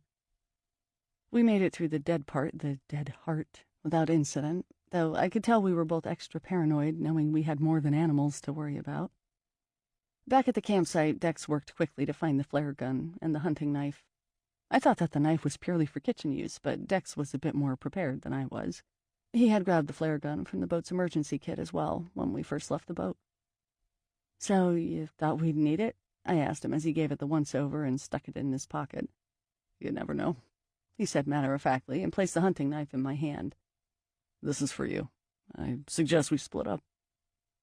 I was speechless. I looked down at the knife in my hand, the glinty steel of which matched the glinty ocean that crashed around us. There was something seriously wrong with Dex. There was no way in hell we were splitting up on this island. Didn't he care at all about my well-being? Didn't he see what happened the last time he had left me? I nearly drowned. I think you've lost your mind, I said quietly. I can't even begin to explain why I think that. I'd give you the gun if I thought you knew how to use it. Actually, I do know how, I said through gritted teeth. I've taken shooting lessons, with real guns, too, and I'm a good shot. It doesn't matter. We aren't splitting up. Even if you try to lose me, I'm going to be right behind you, and if you don't like that, you can just waste that flare on me. I spat out those last words like it was crushed-up aspirin. His eyes softened for a moment. Maybe he was starting to get it. Don't be like that. Don't be like what? I growled. I'm pissed off that you would even suggest I go off there alone with a knife to protect me from who knows what. Pissed off and actually a bit hurt. Because it's nice to know you give a shit about my life. Seriously. There was something weird happening between us. I didn't know what it was. I felt like it had been building up for the past couple of days. Some strange animosity or an overload of tension or something. Being here on the island was only making it worse. I know I felt angrier and more uncontrollable than usual these past few days, and he was acting a bit more callous as well. I wanted to keep staring at him with fire and intensity, but I had to relent and relax. The minute I did so, he did too. Maybe it was a girl thing, but I knew when I felt vulnerable, he often stepped up as the protector. Sometimes it didn't work, but at least this time it seemed to. He took a step towards me and pulled me into him. He wrapped his arms around me, the scratchy fabric of our jackets creating a vibrating sound as they rubbed against each other. I put my arms around his waist, careful with the knife in my hand, and rested my cheek against his chest. He put his chin on top of my head and sighed, long and controlled. "Sorry," he mumbled, his voice gruff but sincere. "It's okay." He still held me against him. I listened to his heart rate, which was slowing down from a frantic dance. "I don't mean to be such a dick. I don't know what it is. It just... this place. It's everything. It's Jen. It's this weather, this island. Whatever the fuck is going on. It's you." "Me?" I asked, keeping my head on him, enjoying the comfort and the warmth. "Yeah," he said after a moment of silence. "There's something about you. I don't know what. You're acting out a bit. But it's not you. It's hard to explain." I pulled back and looked up at him. His lips were so close to mine. I was afraid of what I might do to them if we continued to stand like this. He took my face in his comforting hands and gazed at me, closer, deeper. My heart started to jump around sporadically. My nerves were on fire. I loved and hated it at the same time. I hated what he was doing to me, but I loved him. I hated my feelings, but I loved him. I hated that he could just look at me like that and I couldn't think of anything else. "I'm still me," I said heavily. "I know, but you're acting spazzier than normal." "Can you blame me?" I whispered, too aware of how close our mouths were. "No, I can't," he said. The pressure of his fingers was firm on my cheeks. "I'm worried that it's this place, that there is something here, like there's been something everywhere we go. You went for a bloody swim earlier. Now we don't know what it was out there, what you saw, but it almost killed you, and I can't let that situation happen again." "So you wanted us to split up?" I leaned in closer. "I'm sorry, I'm not thinking properly. Of course I don't want us to split up. If we had, I would have come running after you within seconds. I'm not like that. I'm really not. I have your back, okay? Don't forget that. I won't let you." I nodded slightly, but for some reason I wasn't entirely convinced. With his thumbs, he wiped off smudges of mascara underneath my eyes and gave me a small, almost pained smile. "I won't do anything crazy. Don't worry. I just want us to be armed if anything happens. We won't go all Kato on these people, even if we find them. I just want to know what we are dealing with." I nodded. My cheeks felt so warm in his hands. It made me realize how my exposed skin was continuously frozen for the past 24 hours. He stared at me for a bit longer. His eyes were fathomless, a mix of too many things I wanted, needed to read into. It was unbearable. Our distance hadn't changed. I didn't know what he wanted. If he was going to kiss me, then God damn it, just kiss me. Do it before I do it. I was too impulsive. Maybe he read that thought because his face came an inch closer to mine. The space between us was disappearing, and fast. Heat radiated from his lips and neck. My eyes drooped lustily, ready to close, and my insides pulsed vibrantly. And then there was a flinch in his eyes, a hesitation. He pulled back and took his arms off of me. The spell was broken. "Shall we get going?" he asked casually, as if nothing had just happened. Nothing had just happened, but something almost happened, and that spoke volumes. But he pretended not to notice. Maybe it was all in my head. I flashed him a quick, brave smile that I willed to be as nonchalant as he was feeling, and we walked off into the woods once more. I tried to leave the awkwardness behind. Faith and love becomes our guide. Chapter 12. Dex had decided the best way to search the island would be to walk around the entire coastline, even though there were no trails that skirted the coast, aside from the one on the northwest side. This meant a lot of bushwalking, which in inclement weather and without proper equipment would be difficult to do. We started off with the remaining campsites that sat inland from the ones we were staying at. On a normal sunny day, the little clearing would have been an ideal spot for a small group. There were 3 gravel sites, 2 picnic tables, and a grassy, mossy bottom. But on this day, it looked like the creepiest place to be, let alone camp. The picnic tables seemed rotted through and covered with black slime and moss. The grass beneath our feet was saturated and sinking, and all around us were clumps of piled rocks. We knew those were graves. It amazed me that people could actually be camping beside the sad makeshift tombstones and not know about it, or perhaps not even care. After the campsite, we headed inland for a bit. There was a small bog with year-round groundwater that used to be the only source of water for the lepers. I guess Dex and I were lucky in the fact that we were able to collect the deluge of rainwater that was falling every other hour. Otherwise, we'd probably have to drink the bog water. With the drooping brown weeds that sprouted from the dingy murk and the broken hanging gray limbs that surrounded it like a cage, the bog seemed like the kind of place where you were more likely to drink poison than water. We were glad to get out of there and back onto the coast again, even though navigating was becoming more and more challenging the further we hiked away from the campsite. I had my stupid knife I had to contend with while I was struggling to break through the salal bushes. At first, I tried slashing through like it was a machete and I was on some jungle expedition. But after a few futile attempts and one sharp cut to my finger, I gave up on that. When we weren't dealing with tangled undergrowth, we were out in the open, climbing over large boulders and rocks that made up the craggy shoreline. With my lack of balance and agility, plus the knife in my hand, I was definitely slowing us up. Dex stopped on top of one boulder that was covered in reddish moss and bird shit and gave me an impatient look. "Are you gonna make it?" he asked. His tone said he wouldn't care either way. I narrowed my eyes at him and waved the knife. "You try this with a knife in your hand."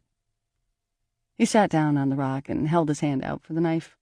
I gave it to him, and he grabbed my hand and helped me up, the slickness of the rain-soaked rocks falling away from my straining boots. Once on top of the rock, I lay there for a minute and let the rain fall on my face, taking in a deep breath. I was soaked to the bone, freezing cold, and absolutely miserable. We had only been on the move for about a half an hour, and with the thick fog settled just a few yards offshore, it was hard to tell what direction we were facing. Any sign of the nearby Sydney Island or even the closer Little Darcy was obscured. It was disorienting.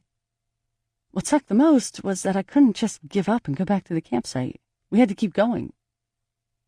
Dex moved over and peered down at me, his head blocking the rain from my eyes. It made a pleasant pitter-patter sound on the back of his hood. "Catch your breath, then we'll keep going. I don't want it to get dark while we're out here." I nodded and breathed in deeply. We did have flashlights with us, but he was right. There was no way I wanted to be in the forest during nightfall, looking for people who may or may not be waiting for us. He got to his feet and grabbed hold of my hand. He started to pull me up as my dock slid around a bit. Just as I got to my feet in an awkward, hunched-over manner, his left foot shot out from under him and he went flying over backwards off of the rock. I screamed and reached for him as he went, but I fell too, only onto my stomach, still on the rock. "Dex!" I cried and pulled myself forward and peered over the edge of the rock face. He had fallen about 8 feet and was lying below the other side, looking all bent up and battered. Fuck, I hope he hasn't broken anything, I thought wildly. If he had, we were screwed to high heaven. He groaned and looked up at me. "Oh, I'm okay." "How? Are you sure?" He nodded, then stopped himself. He held his head. "Ow. You're not okay. Oh, shit." I carefully pulled my body around so I was facing the other way and tried to let myself drop to the rocky ground beside him as carefully as possible. "Wait!" he screamed. I paused, hanging off of the boulder, feet dangling, my arms barely gripping the slippery surface. "Move to your left more." I settled over to the left as much as I could, and then my hands and arms gave way. I landed on my feet, but immediately fell backward, and pointy, crusty rocks went into my ass, elbows, and back. Now it was my turn to swear my head off and moan. Why was I so clumsy all the time? I looked at Dex, who was staring at the space right beside me. The hunting knife was there, and for some reason it was lodged in the ground with the sharp blade facing straight up. Had he not told me to move to the left, I would have landed right on top of it. I shivered, feeling nauseous at the close call. "You okay?" he grunted, trying to sit up. "I came down here to ask you that." I looked at my hands, which were lightly scratched with blood and dirt, but nothing seemed too gruesome. "We've both been worse," he said, and moved to get up. He paused and lowered his head a bit, dark eyes fixated on something at the base of the boulder. "What is it?" I asked, trying to see. He got to his feet, slowly, trying to hide the wincing, and took a few steps before squatting in front of the rock where a small depression made a short and shallow dark cave. He reached in, his disappearing hands out of my view. When he brought them out, in them was a very old, dripping shoe. A man's shoe, quite small, brown and decrepit. We exchanged a curious glance. I guess finding a shoe wasn't that strange, but he turned it over in his hands. His eyes bugged out and he gasped in outright horror, dropping the shoe in disgust and stumbling backward away from it in a wild panic. Instinctively, I jumped up, scrambling to get to my feet, and stumbled over to where he was. I grabbed onto his coat.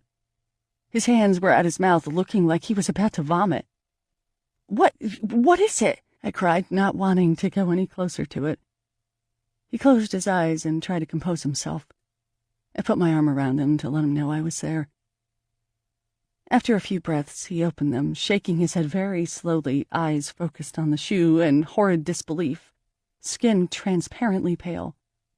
The stubble on his cheek stood out like dark cacti on a white sand beach. "There's a foot in that shoe," he said blankly. "Excuse me?"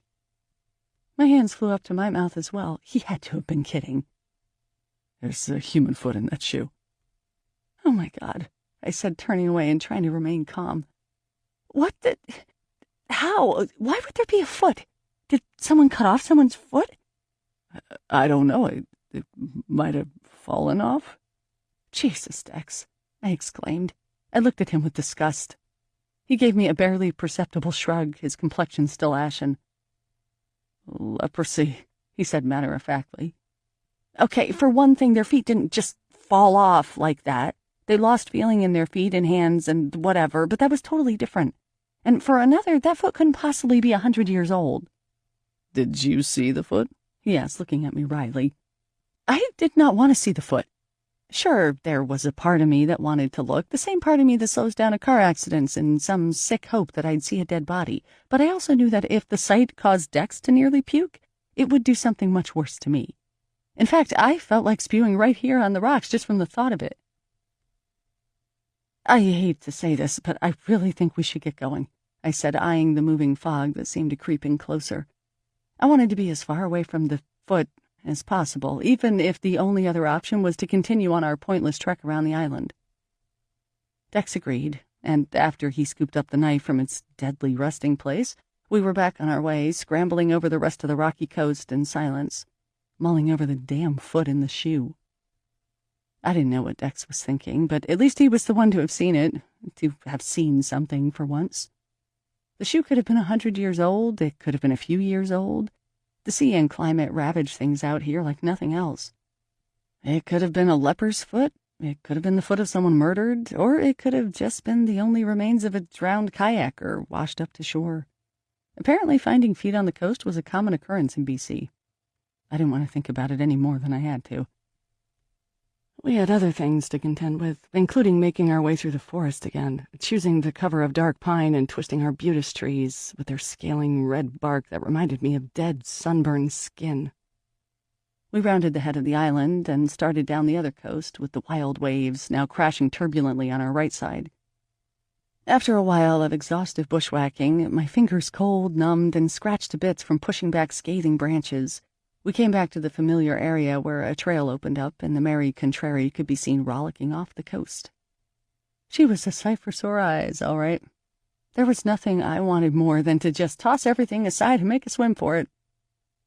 We paused near the beach and watched her ride the waves. Dex could tell what I was thinking. "Tomorrow," he said, "if the weather is better, I'll try and make a go for her." I didn't like that idea, but knew we might not have the choice. if we were even given the choice. The good news, though, was that if someone had actually sabotaged the Zodiac and meant to strand us here, they would have just taken the boat. With the sailboat still here, that seemed more unlikely. We continued down the path until we reached the turnoff for the Dead Heart and the campsite. Instead of turning left, we kept going down the coast. This was all new to me. The path was almost wider at points and took on the appearance of a well-worn stroll through a city park. "Did you come down here earlier?" I asked Dex. He said he hadn't. It wasn't long at all before the trees around us began to clear. If there was a view to be had through the encumbering fog, it would have been quite the sight. With the sea falling below the low cliffs to our right, you could have probably seen for miles. The first surprise came in the form of what was supposed to be an old caretaker's woodshop. There was nothing left of the building except low cement fixtures that would have held together the foundation and a single cement staircase that led to nowhere. The building was now home to spindly trees that twisted sideways from the wind. The area around the cottage was strange, with a weird, thick feeling in the air, like the fog from offshore was choking us with an invisible hand. All I could think about was the history behind the ruins, how the coldness that was constantly seeping through my supposedly waterproof jacket and throttling my bones and joints was just a daily fact of life for the poor people who were left here. Dex surveyed the area with one glance. Either he didn't care, or it spooked him out as much as it did me. We walked for a bit longer, until we came across another ruin. It was half a house, still standing. There were no floors or rooms, but 2 walls of vertical cement that met together in a tangled mess of vines and overgrown weeds that declared residency on the skeleton. An arbutus tree shot up from the middle of the building, nature's triumph over mankind. Flanking the remains of the ruins were large toppled stones and boulders that were covered in a thick layer of dark green moss. Civilization still had its grip on the place with the numerous tags of graffiti that sprawled against the walls. Some lovebirds' initials, some racist slang, some innocuous cheers for Grad 2000. Standing there with Dex, looking the eerie relic over, I think we were both glad to see something so trivial and modern as moronic graffiti. In any other situation, I probably would have made some remark about punk kids ruining a historical artifact. But all I could think about was how soothing the vandalism was.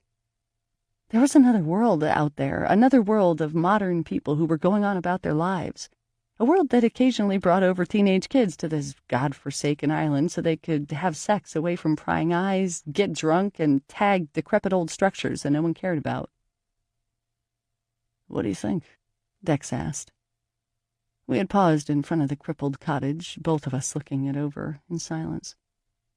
"It's creepy and comforting at the same time." He looked out to where the lack of trees gave us a clear view of the briny waves and the vanilla cotton candy mist. "It would have been a hell of a view for the caretaker. You can't buy this location back at home." "True, but it would still be a hard sell.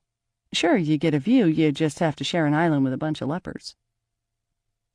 "Wish I had brought the Super 8. He lamented to himself and walked along one side of the ruins. I stayed put, not wanting to explore it any further. Like the previous ruin, there was something unsettling here. Then again, after a day of almost drowning, finding our Zodiac slashed, and discovering a foot on the beach, it didn't seem all that strange to find every single thing we came across just a tad creepy. He went around the corner to the upright slabs and vanished out of my sight. I knew he was there, just a couple of yards away, but a wash of prickly cold came over me, almost as if I had an icy breeze inside of my body. "Hee hee hee!" The girls giggle. I spun around and looked behind me at the forest.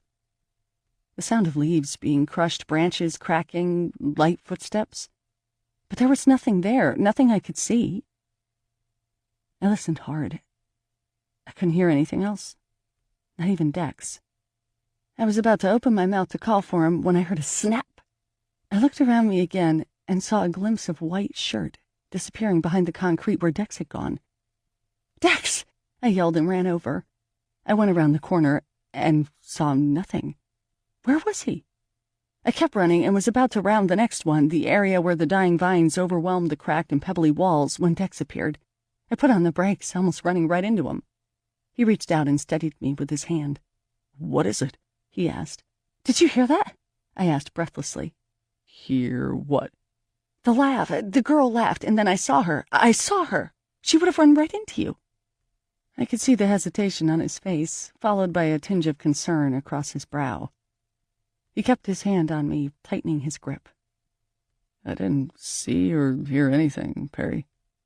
Of course he didn't." I gave him a wary smile.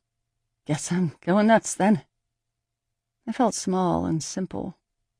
Maybe I was going nuts. Though, if I wasn't, I was a bit relieved to know that the girl, whether she was dead or alive, was still alive, if that made any sense.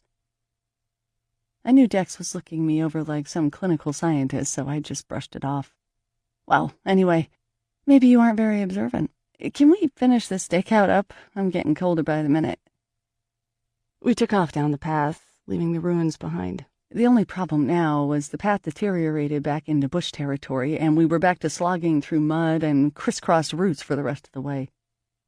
Sometimes we would come across a pretty curve of beach or a scenic outlook, but with that constant armor of fog at our doorstep, nothing was as pretty as it could have been. Yesterday would have been the better day to go exploring. But then again, yesterday felt like a whole different life altogether. Even the hockey game we went to, the strip club, god damn it, felt like something that happened years ago, and to other people, other than us. It had only been 30 hours or something, but it felt like my whole life was rain, cold, and fog, with the occasional foot thrown in there. The south end of the island came up, and we were soon making our way up the bottom, tripping up the east coast.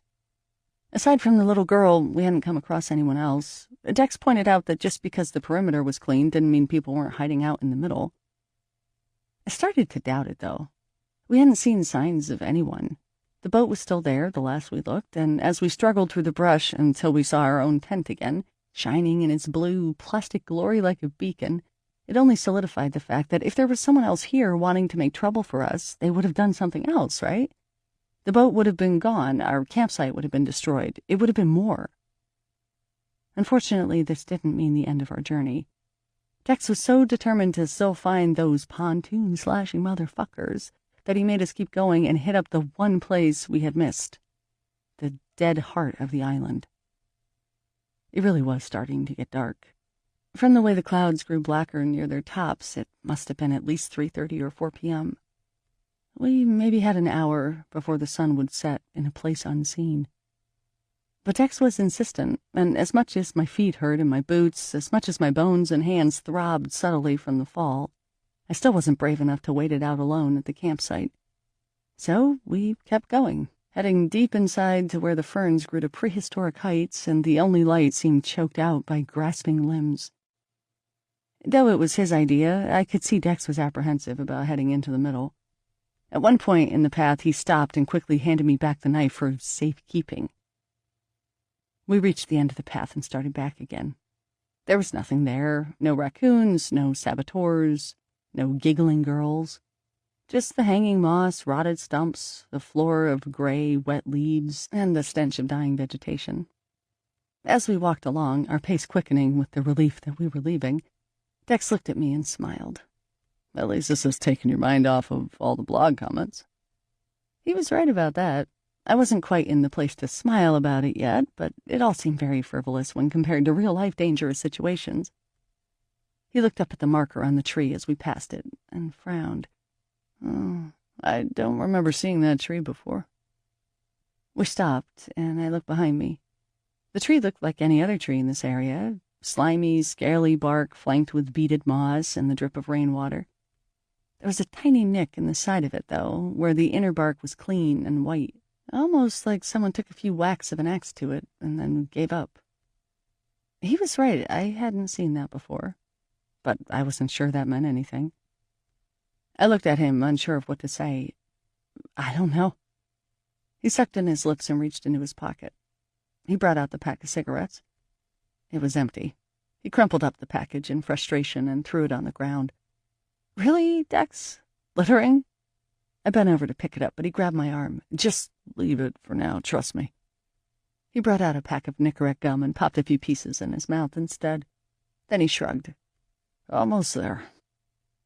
I gave him an odd look. and we continued on our way. He pointed off to the side and started in that direction. It wasn't on the marked trail anymore, but I went with it. I wasn't sure why he felt littering was of any importance at the moment, unless he was just finding another way of being stubborn. Still, shit, Dex cried out. I turned my head in time to see him take off, booking it up the path like a racehorse out of the gate.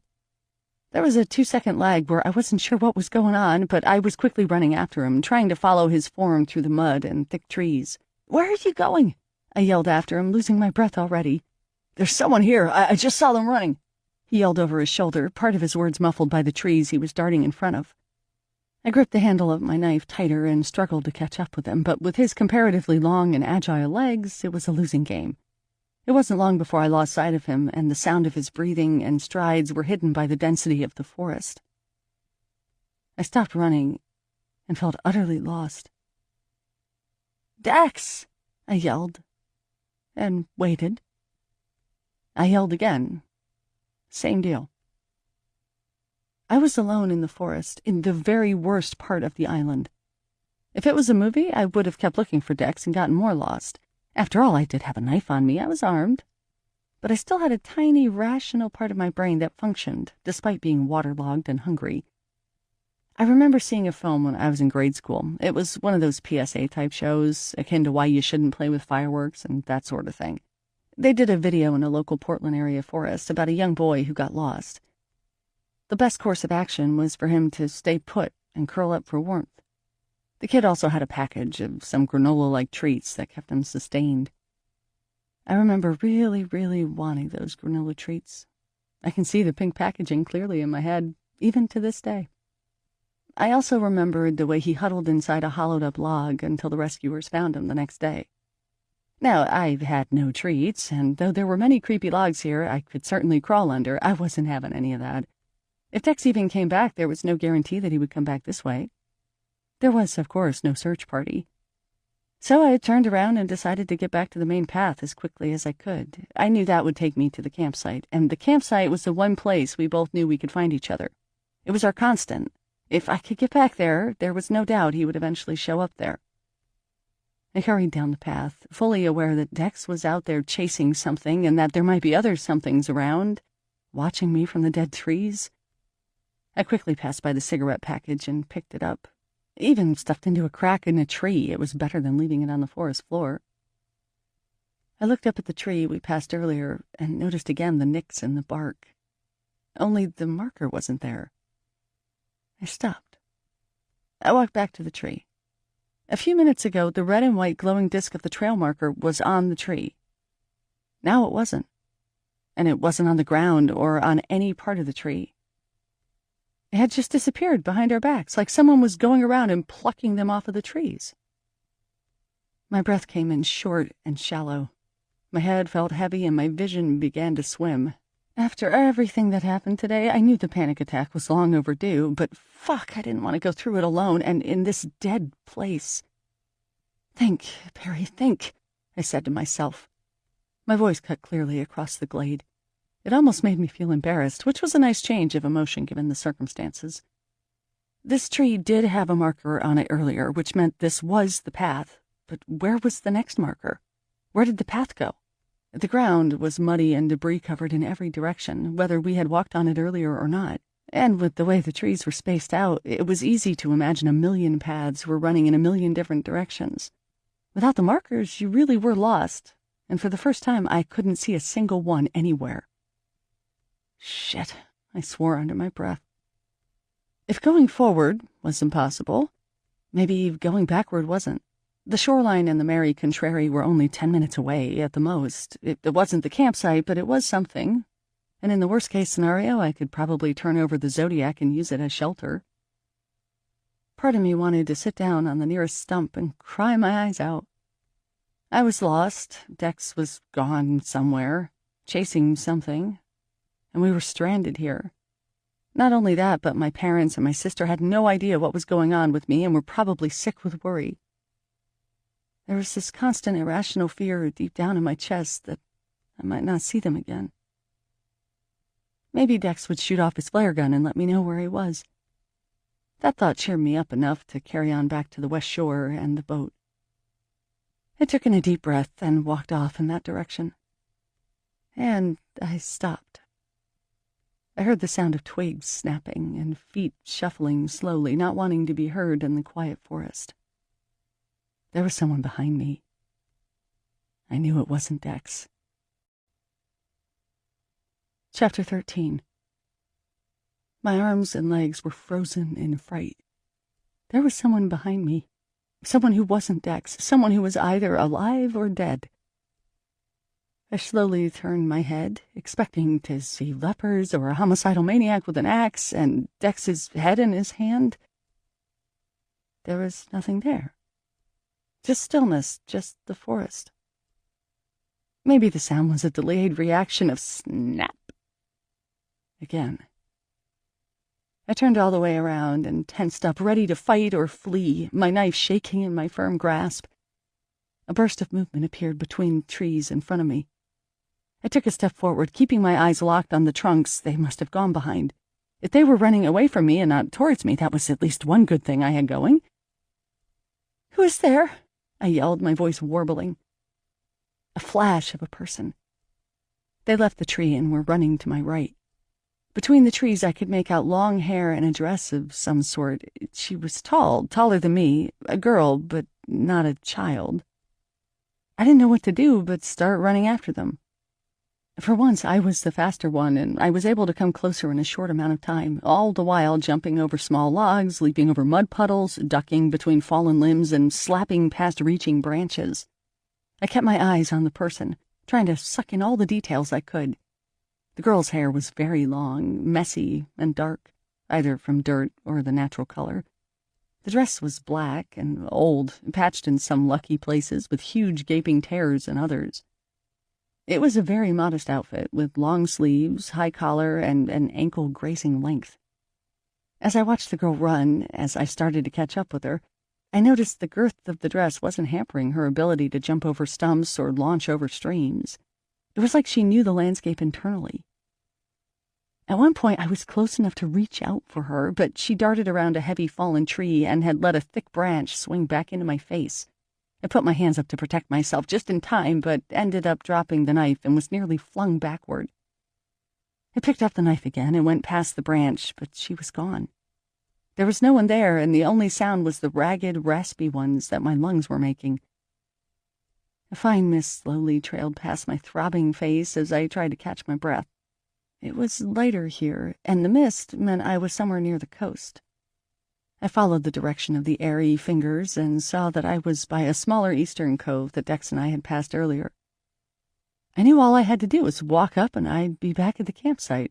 If I could get there, maybe everything would be okay. I was about to head in the direction when something inside me made me look back at the cove. On the tiny beach, there was someone sitting on a log. It was the girl, sitting like a statue, staring at the roaring waves, the wind ruffling her hair. I blinked a few times, trying to make sure she was really there. By the last blink, she was looking up at me, or at least in my direction, but she made no effort to move, nor made any indication that I was someone to run from. I didn't feel like yelling at her. The only thing to do was find out what the fuck was going on. I held my knife up as much as I could, steadied my flaming, fiery nerves, and made my way down the steep and crumbling cliffside until I was on the beach with her. She still didn't move.